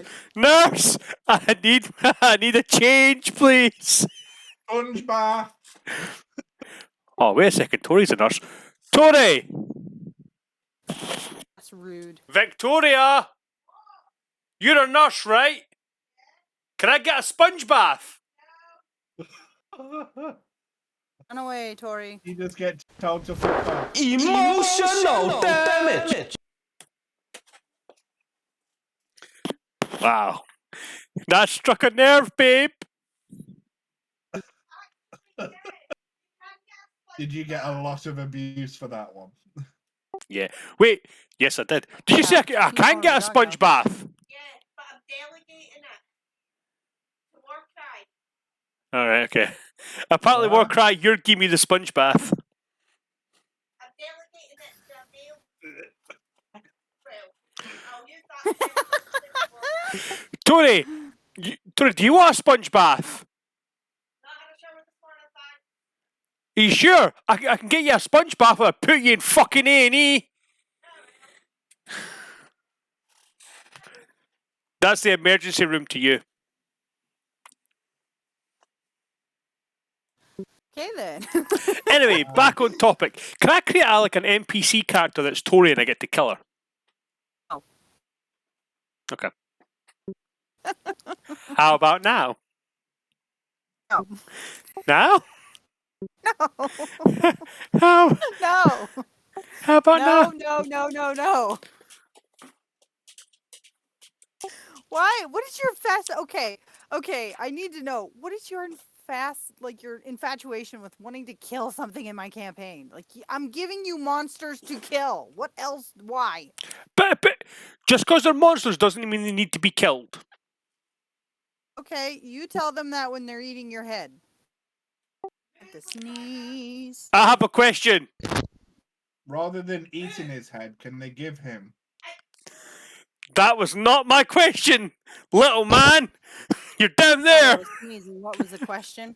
My question was, what head are they going to eat? Yours. You have to like narrow it down. He's got two One. heads. Pick one. Which one do you value the most? The biggest one. I don't know what that one is, but it's going bye-bye. The one on your shoulders, then.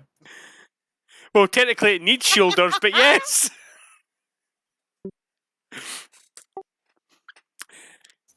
Oh, that reminds me, Warcry. Me and Red were talking about it, right? See, so far, our group does not have healers.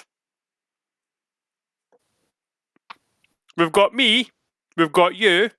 As far as I know, Assassin is going to, Dan's going to go some sort of Ranger Rogue type thing. Can you bring me just? You're a sword wielding wizard, right? Yeah, but I'm not that type of wizard. Right, so better fucking learn some then. I can't. I looked at it. See all my spells. They're actually done through my sword. So I don't actually have a healing sort of a power. The only thing I can think of that we can try, We'll just have to buy healing potions. or Now, for it, Shadow, you first. no, ladies first. I wanted to hear what else you had to say. The only thing we could try and do is we could find a magical artificer to see if they can create some sort of healing healing formation that we can put on the ground, for instance, when we're doing like not long rest but camping, to see if that would help heal us. Like we can literally draw from the land, the nature. So that is an option because, like I said, there are lots of things around. You would have to probably identify them because they're magical. Yep. As long as But I have mushroom, I'm good. keep in mind that I do have a few NPCs that could possibly go with you. I have Sparrow is one. She was well, since I'm talking about Sparrow, let me dive a little bit into Sparrow. She's my D&D baby. The first ever character I ever created. She was the first one I wanted to play until the campaigns I got into used Adventures League, which in my opinion sucks massive backside. Because everything functions off of like a balance system. There's no room for fun, and warlocks really get that on because you need to have money to buy potions and just like the components that you need for your spells. And if you're not in a homebrew, warlocks are just, they're not fun to play because you literally can't do anything without your components. But now that we're in my campaign, I gotta unplug my hot go. But Sparrow, so a little bit of backstory on her. She's the one that she runs a potion shop. I call it hidden. It's not like, oh, you can't find me hidden. It's just not in the main part of the city where everything else is. That's why I call it hidden. Back alley shop then. Kind of, yeah. Wrong with it? If you wanna find it, you have to like go through the town to find it. And there are people who know where it is, so you can just be like, hey, we heard there's a potion shop around here that's not under the cot. Like, could you tell us where it's at? And I'm like, yeah, sure. And they'll point you to it. But she runs a potion shop down in Rothar. And do I have those notes with me? Because I can tell you which shop she runs. She runs a shop called Sparrows. Obviously, that's her name. It's her shop. She built it from the ground up. The symbol of it, because you guys can see these now, I don't care. Of it is basically like a little bird, like this. So all these little symbols, I'll draw them up better and put them on Discord so you guys can see them. But each of these are different like places around town, and these will be how you know where you're at.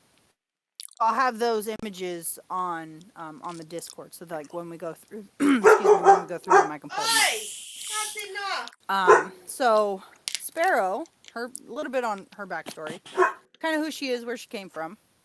So she grew up in a very, very small village. Matter of fact, Shadow's kind would have been okay in this village.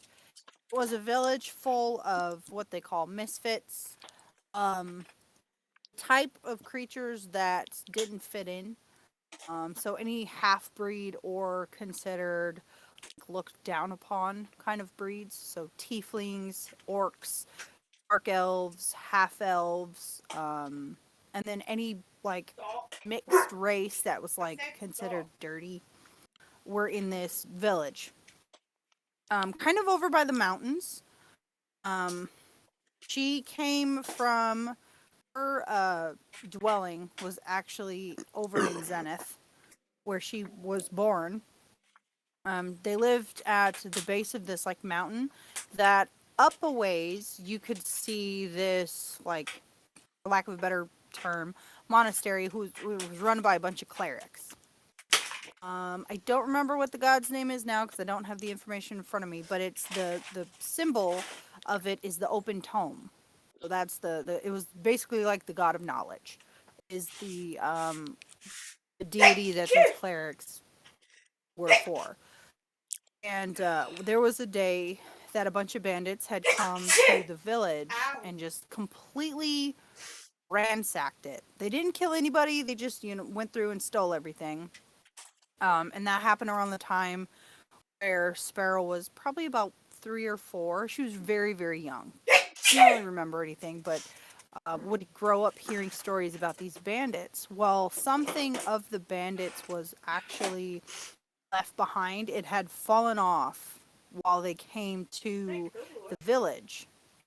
And the leader of the bandits was the one that lost it. It was really dumb. It was like a small string of jewels.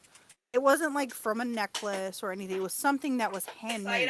You could tell that it was handcrafted. Yeah.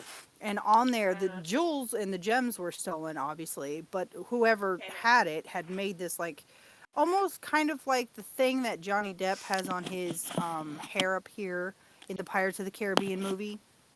It was kind of like just a small little trinket like that, but it was on the belt of this bandit and had fallen off. Years later, the story had went through that the bandits had left it. Maybe it was of no significance. It was just pretty, and Sparrow found it. And she kept it in this, she had this like little pouch that she always had on her person.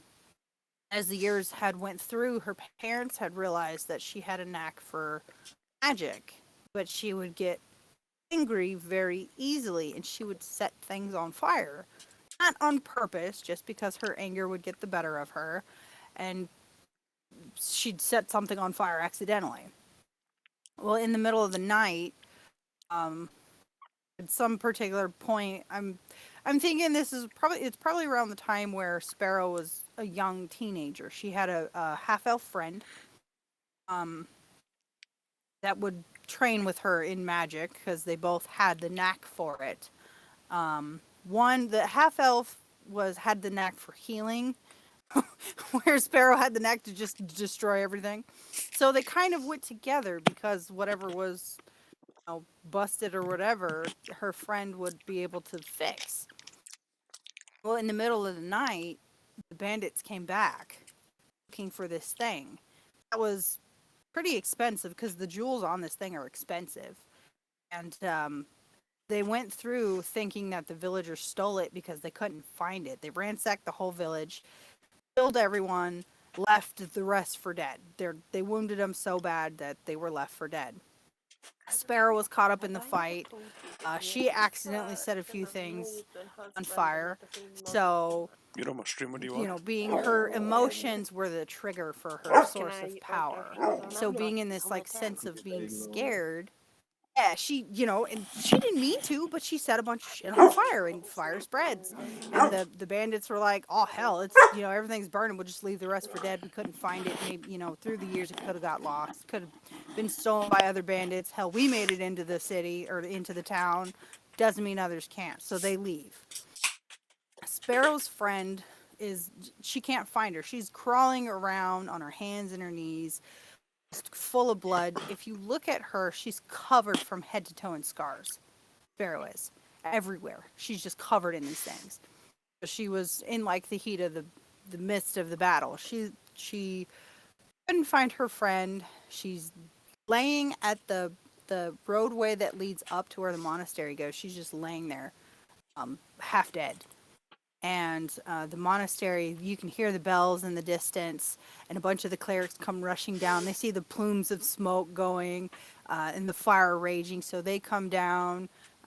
Some of them are bringing, buckets of water because there's a well not far off, so they're trying to douse the fire and nursing everybody else back to health. A few of the ones that have died, they're gathering the bodies to perform proper burial, and one of them comes across Sparrow, who's just on the brink, and something inside this person senses the magic within Sparrow. So they nurse her back to health. They bring her to the monastery. They teach her how to properly control her magic, and they send her off on a journey to learn one about herself and get control of her emotions, how to deal with other humans in a situation that might be a little emotional and might spark her powers or of flames and just spark her magic. And 2, to see if she can find her friend, because her half-elf friend is missing. She couldn't find her. Over the years, she'd go out a little bit, and try to go and find her half-elf friend, and she still to this day has not found them. Well, she wound up in the town of Rothar and kind of helped out here and there. She worked a little bit in Under the Cot. Under the Cot is like everything is here. It's like the Goodwill, almost, if you will. There's a little bit of everything. You find a little bit of everything there. And as she was working up enough money, there was a building through the town that went up for sale, and she had enough money, and the owner of Under the Cot was like, why don't you go buy that building? You have enough. You have the knack for this. Go, start up a shop if you need help. The rest of us are here. We can help you. So she kind of got into that, and now she sells everything magical, like magic potions, healing potions, a bunch of different stuff that she's made herself. She has an apothecary table in the shop. She will teach you how to use it if you need. And because she was raised by clerics, she also has a little bit of healing magic. She has a couple first, second level spells of healing if someone needs. And she also has an apprentice that can run the shop. So if you guys come across her, and so if you need assistance on a couple missions, she could totally leave the shop and help you guys on a couple missions, but she'd have to come back. Also is the procurer of the teleportation crystals. That's where they will be found.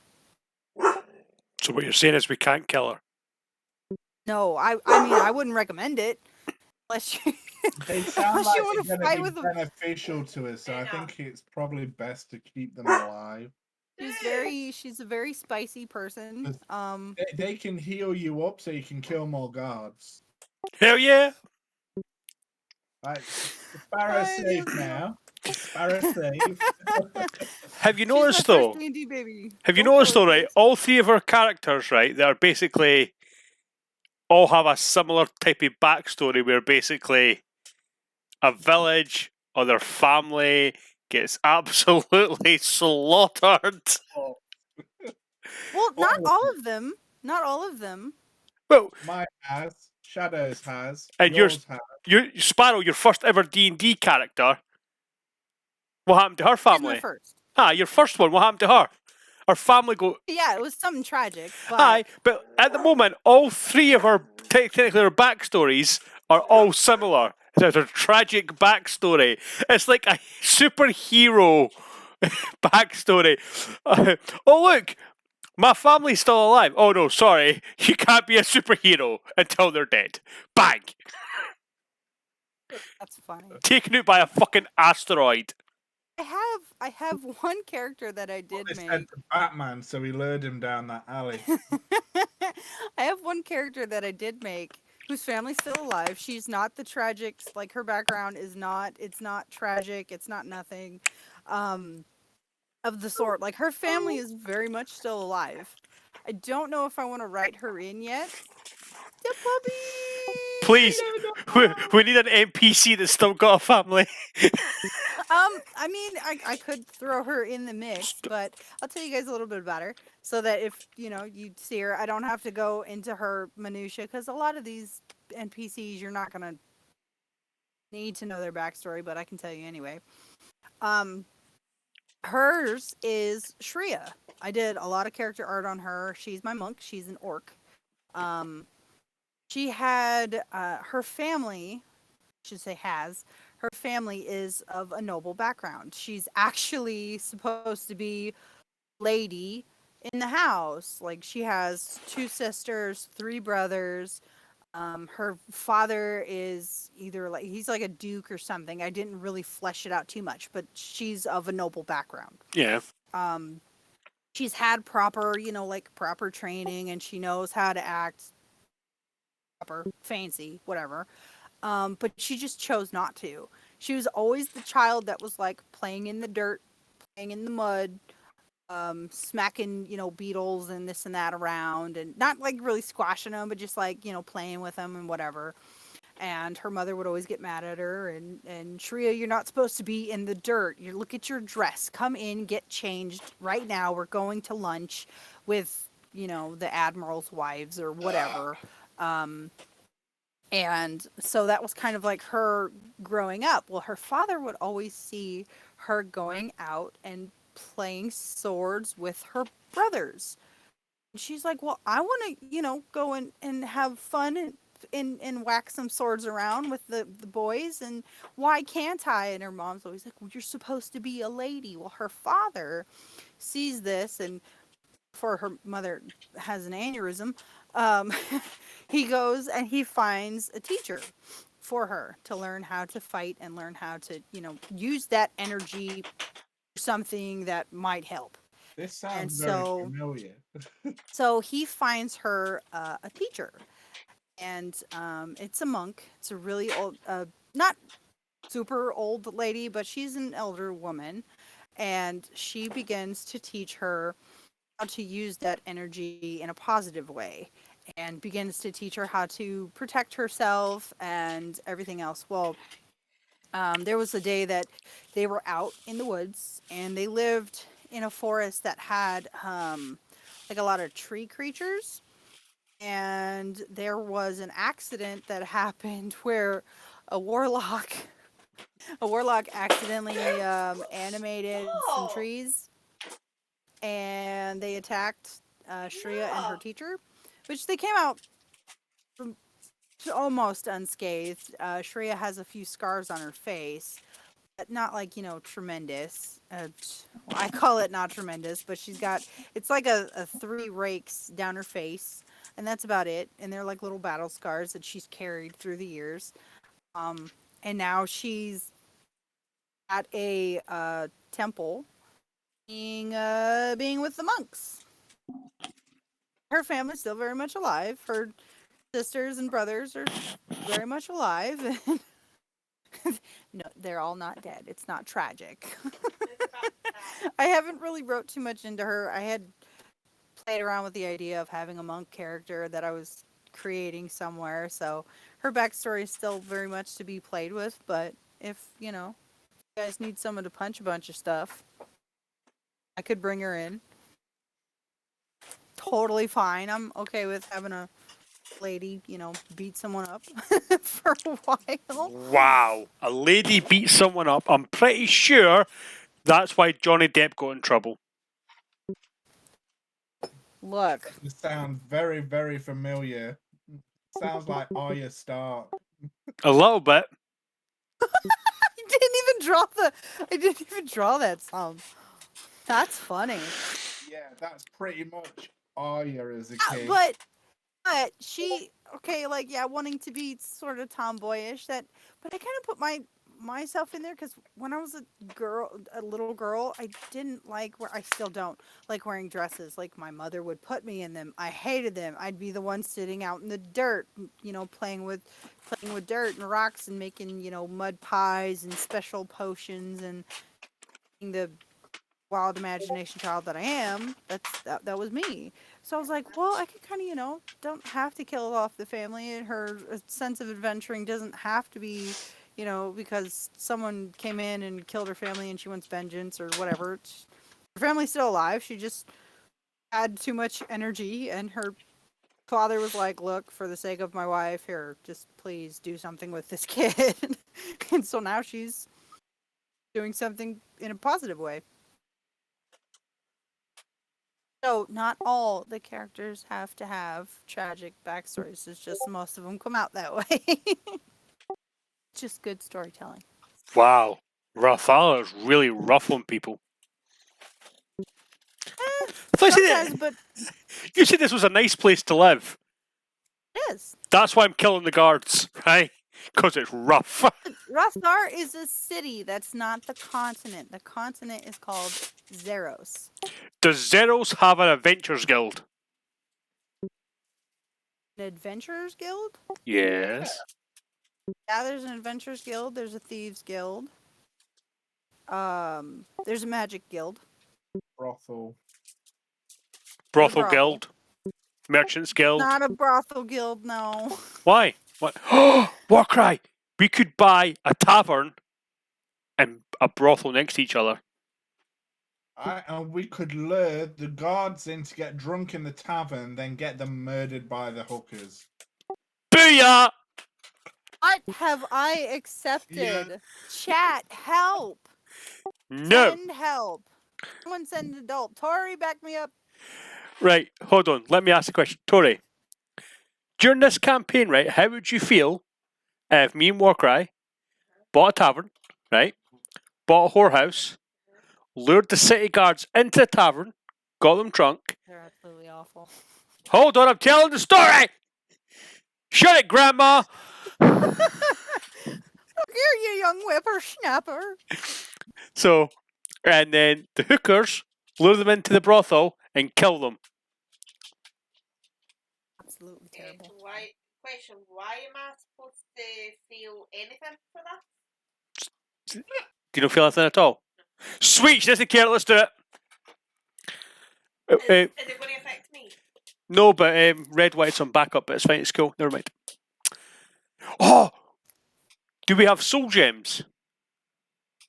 Soul gems? You Yeah. need to have souls to have soul gems. Where we can capture souls and charge up arcane weaponry.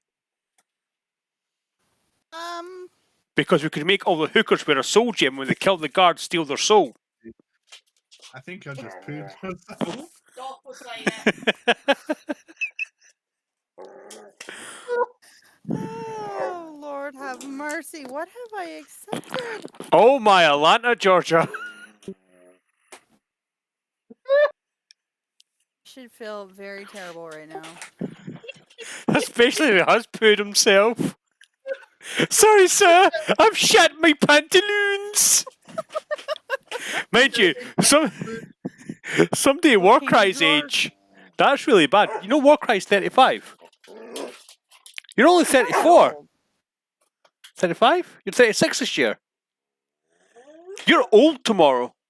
fuck you! Yes, please. With cherry and chocolate sauce. Oh, Red's check it out. We could, Warcry, we could just like buy businesses and then slowly take over the city. That sounds really good. Take out the crime bosses, still have like a black market, obviously, but take. Red, where's the black market in the city? I have to find it.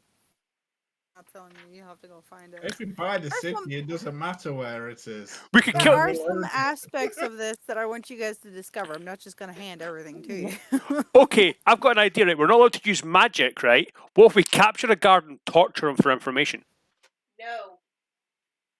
If I want your opinion, I'll beat you. The queen has spoken.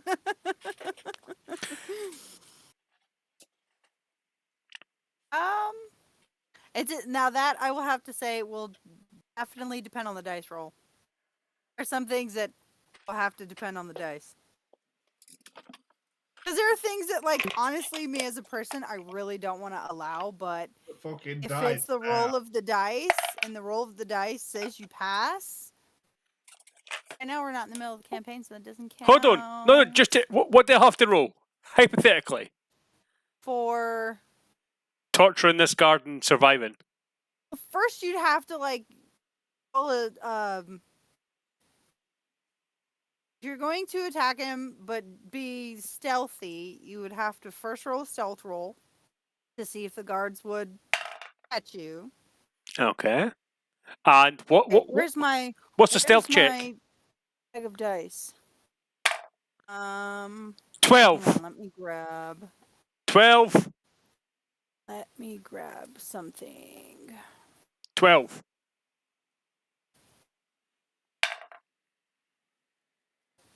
I need to check 9. character sheet really quick. 21. Old 9. What do you get a 9 for? Everything. Hang on, let me go grab my papers.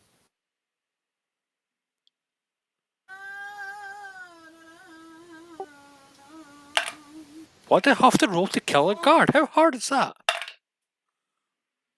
60. I need my bag. What dice do I need for a stealth roll? That's a good question.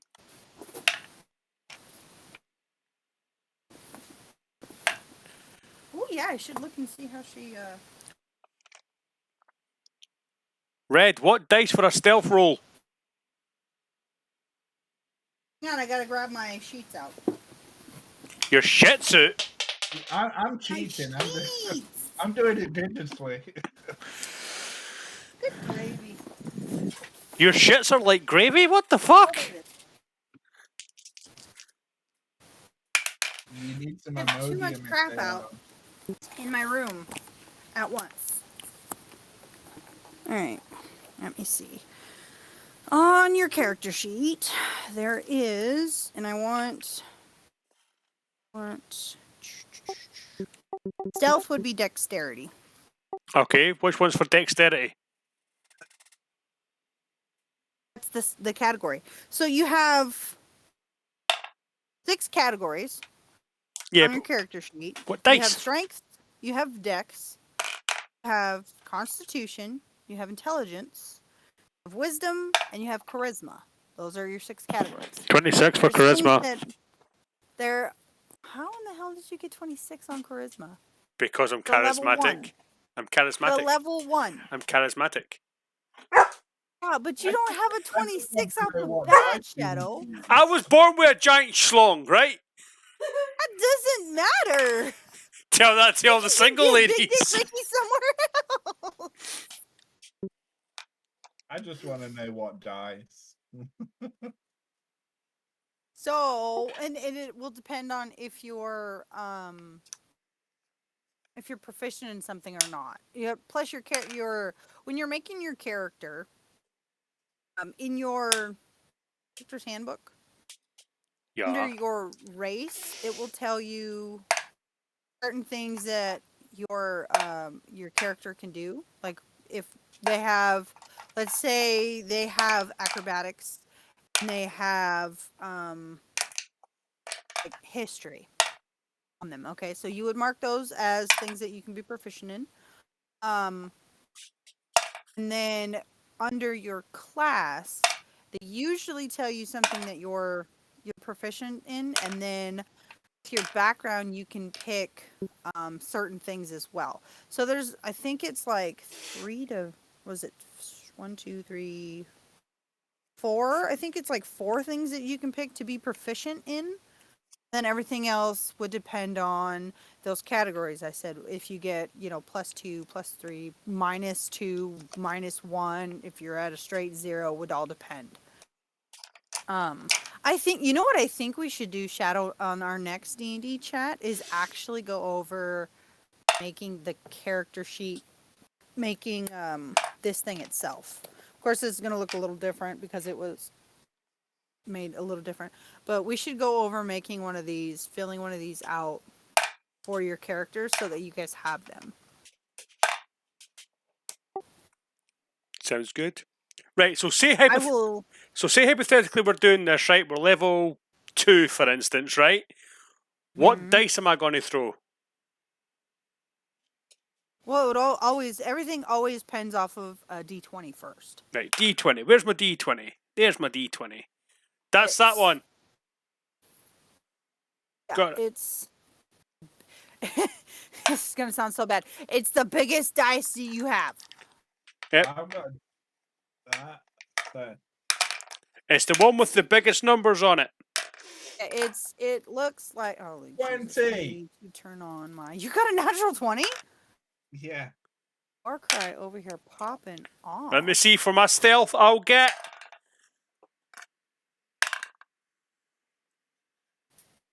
17. Bless me. for my charisma, 17! Stealth check, let's check. Piece my hair backwards because it's all kinds of crazy. Oh my god, we're dead. Got a 1! We dead. I got a 20, so I'm good. So when you roll your stuff, just had it. What the? Tori, blow my fuck? dice. You can't do that on stream. It's not OnlyFans. Oh Jesus. I got a 19! So let's say I'm gonna do this from the perspective of Danella's sheet here, so that I have numbers. Okay. So Danella's at a level. What level was this? Oh no, this is Thea. Okay, so this is Thea's sheet. Level was she? An armor class of 14. I know it wasn't very far. And 4 rages. Why did I not have my level on here? WTF? I didn't keep track of that. Oh, that's because I didn't get very far. So, I'm just going to assume this is her level 1, which isn't bad. Her dexterity is at a 14, which means she has a +2. Okay. Anything. So on the little box, you'll have the number of whatever your thing is. So in this case, dexterity is 14. There is a amount of plus or minus that goes with that number. So 14 means you get a +2 to the roll. That's just if it was like a straight dex roll. Like say if I had you do something and I'm like, all right, just roll me a straight dex. So that's you roll your d20. So in this case, I'm going to roll this d20. That landed on a 5. 17. Plus 2 is 7. So a straight dex roll, 7. Okay. So stealth is a 2 because I get a +2. So that means my stealth is a +2. On that, if I were to roll a stealth roll is 7.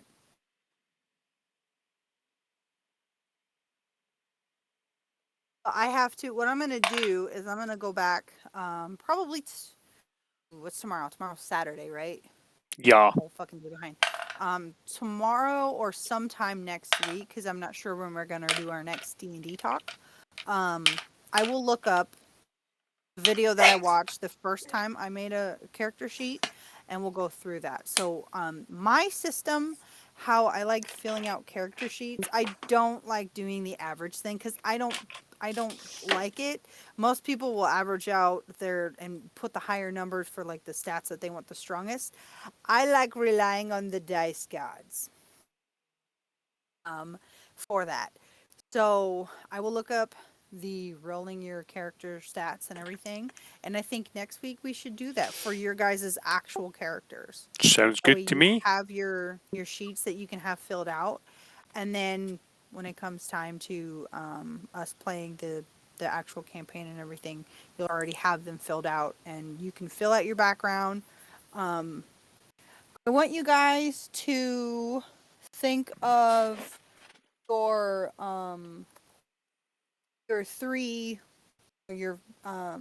flaws. You need to pick a flaw for your character. I don't care what it is. I think Warcry yours is probably that you're allergic to mushrooms and you won't eat anything of it. That could be a flaw. I want you to think of your bonds. So what would you basically what would your character how would I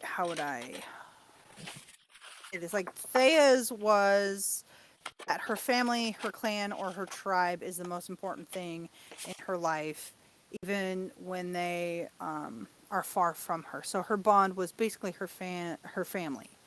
So anything that's like really, really close to your heart, I want you to think of what your bond for your character would be, and you would mark that on your sheet. The other thing you want you to do is come up with an ideal. And these you don't have to tell me. These can be just for you. And these things will help you when you're role-playing your character to just keep these in mind as, is your character. Your ideals are basically like your thought process on the world.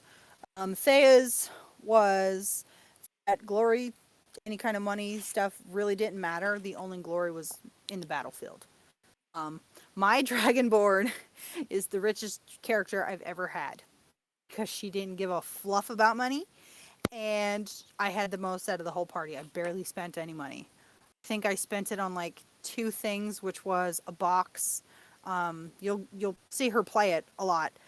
She has a dragon flute that she got from her mother, and it's a silver dragon flute, and it was something her mother had made in the symbol kind of to represent Bahamut. And she Dragons or yeah.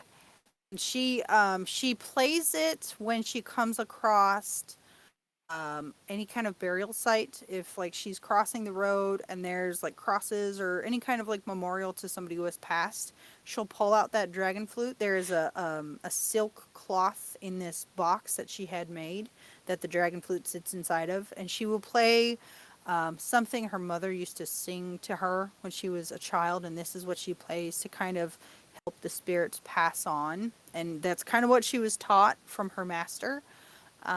They respect life, so she does this kind of as a respect to them. She doesn't like going through dungeons with like skulls and things.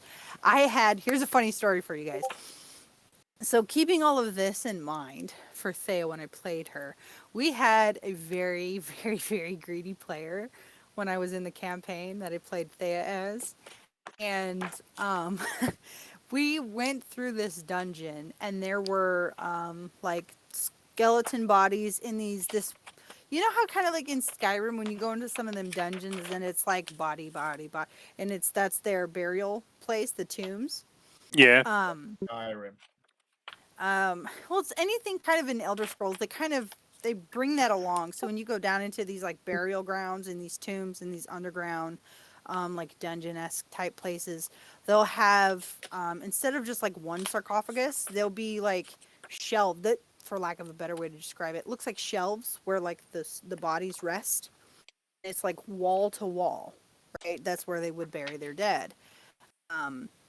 So we were kind of in something like that in the last campaign I had played in, and this very greedy character that was in our party, she's seen anything shiny, she was going for it.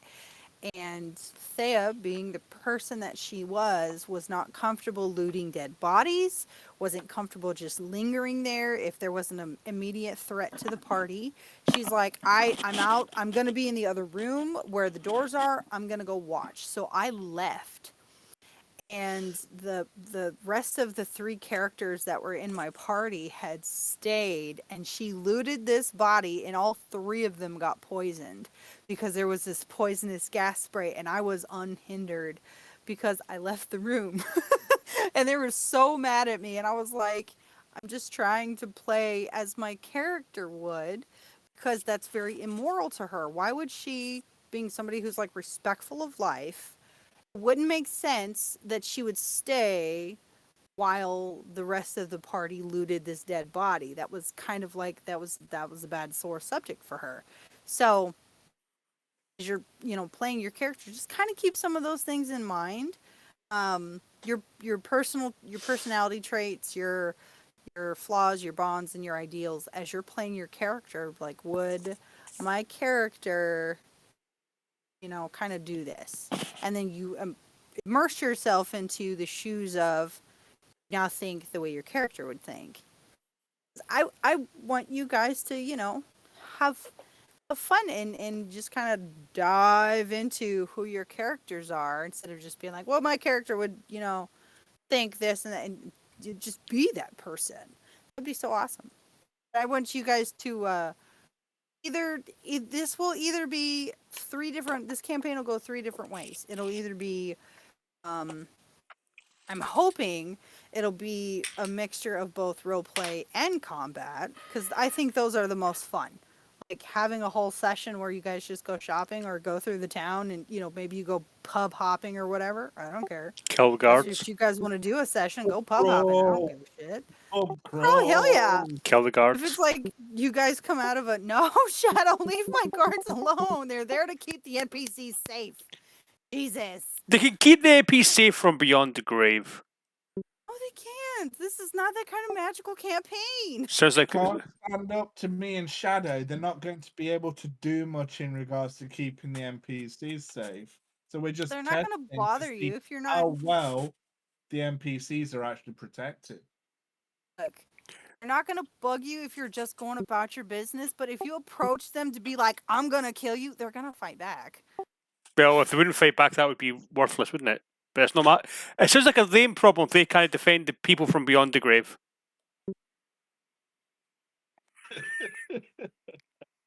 Red's like, you know what? I'm fucking done with this.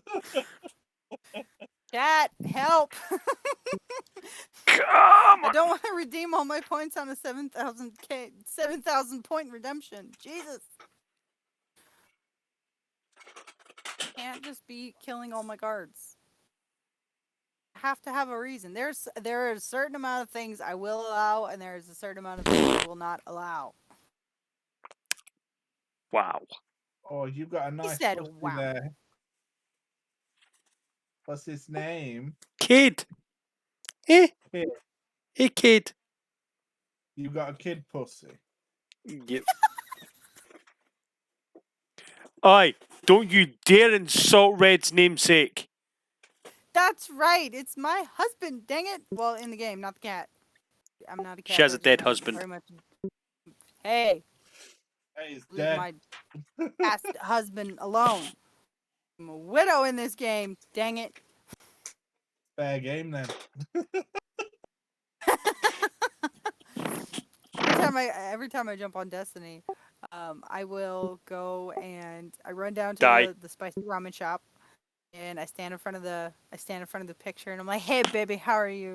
And then I'll run up towards Valazet, and I'll go and stand in front of that like little memorial where the Ace of Spades like thing is, and I'll just kind of stand in front of that for a little bit, and that's my tribute to Cade. Get on the game. Then we'll do a mission, then she'll jump so high and she'll drop and die. Look, it's not that bad when I play a hunter. When I play a warlock, when I play a titan, guardian down. Like Jump 5 the minutes in a row. same. No, they don't. They do. They really don't. No, they Do don't. not function the same. A hunter jumps like up and down anyway. Warlocks are like, "Whee!" Warlocks float and glide, and then Titans sort of glide just have quicker. like space gas. Yeah. They have space gas. They just They all jump. Yeah, but it's not. It doesn't function the same. And I'm So does Mario, but he still dies. do, do, do, do, do, do. Yeah, no, I have been a hunter for years. Years and years and years and years. I don't function well as the other two. I will have fun playing the other two. Poorly. you don't function well as a hunter. Look, I function in my own space, damn it. Okay. As long as it's a like solid piecey ground with no gaps. Or do you want me to bring up when we were doing the psyops? You kept falling off that one little gap that he goes. Yeah, forgetting there was a hole in the ground. You did it 3 times in a row. He goes, I've just fell down that gap again. Forgetting where I was. Oh, Uh-huh. that's what you did. Firstly, oh, I died. Oh, I'll get you up. Okay. Oh my god, I just fell down that hole again. Ah, it's fine. Didn't worry about it. Goes. I keep forgetting where it is. The same place you've fallen. Because I don't. I'm not like the type It of tends to character be that this plays. like black hole on the floor that you can fall into that you need to avoid. The problem is I'm not like just aim. I'm not aiming from the hip all the time. When I fight, if I'm using a scout rifle, a pulse rifle, anything, I'm always staring down the sight and I'm always moving. So yeah, of course I can't see what the hell's on the floor because I'm looking down the sight of the gun. Shoot from So the yeah, I'm hip falling hole. through the floor. Learn to no scope. I don't know how to do that. I'm bad. I'm bad at the game. Look, Shadow always comes out with like 1,000 kills and I have like 12. It wasn't 1,000 kills. It was 14. Out the yin yang. It was 14 kills. No, I mean like when we do strikes or anything like that. Oh, that's true. That's like 1,000 kills. You get like a crap ton, and I have like 12. That's because I'm using volatile flow. So anything with a void weapon subclass makes the other people explode.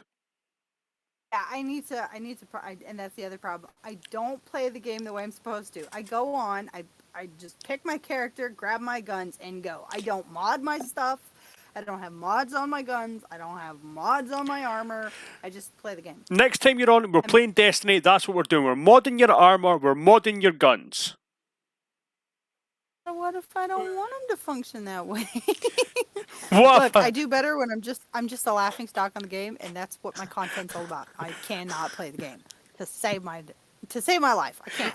What if I Just- don't I want am them to there for function comedy relief. properly? Look, what if I want to shoot a broken gun? Okay, Well, that courtesy, reminds just put the bullet in the gun and fire. It's fine. If it blows up in your face, it's fun. me. Zur's got a sunset weapon as well, which is really strange. But anyway, Really, what weapon is that? I think it's one of the ones for Forsaken. Ooh, I don't have all of those. I need to go. Well, I'll be jumping on that tonight anyway, so I might jump on for a bit. I don't know.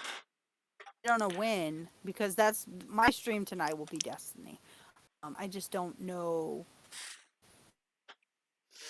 I don't know what time, because I don't know we're having dinner. I don't know what's going on in the house. I don't know. I probably won't be on until tomorrow. That's fine. Yeah, I'll jump on at some point tomorrow.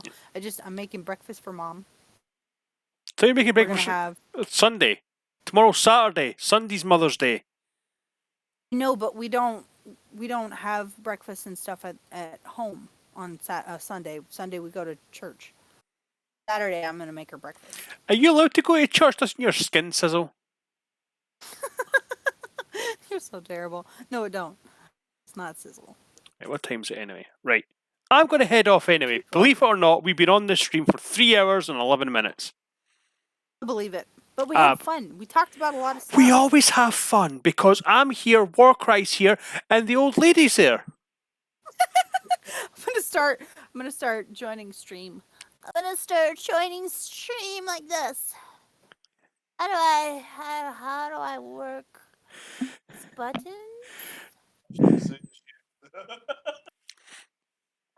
Grandson, start come doing- here. How do I work the internet? Can I switch it off? Look, I will go wash the undergarments. He laughed at me the one day. I said undergarments, and he was like, "How old are you?" Who says undergarments? Nobody. Descriptive.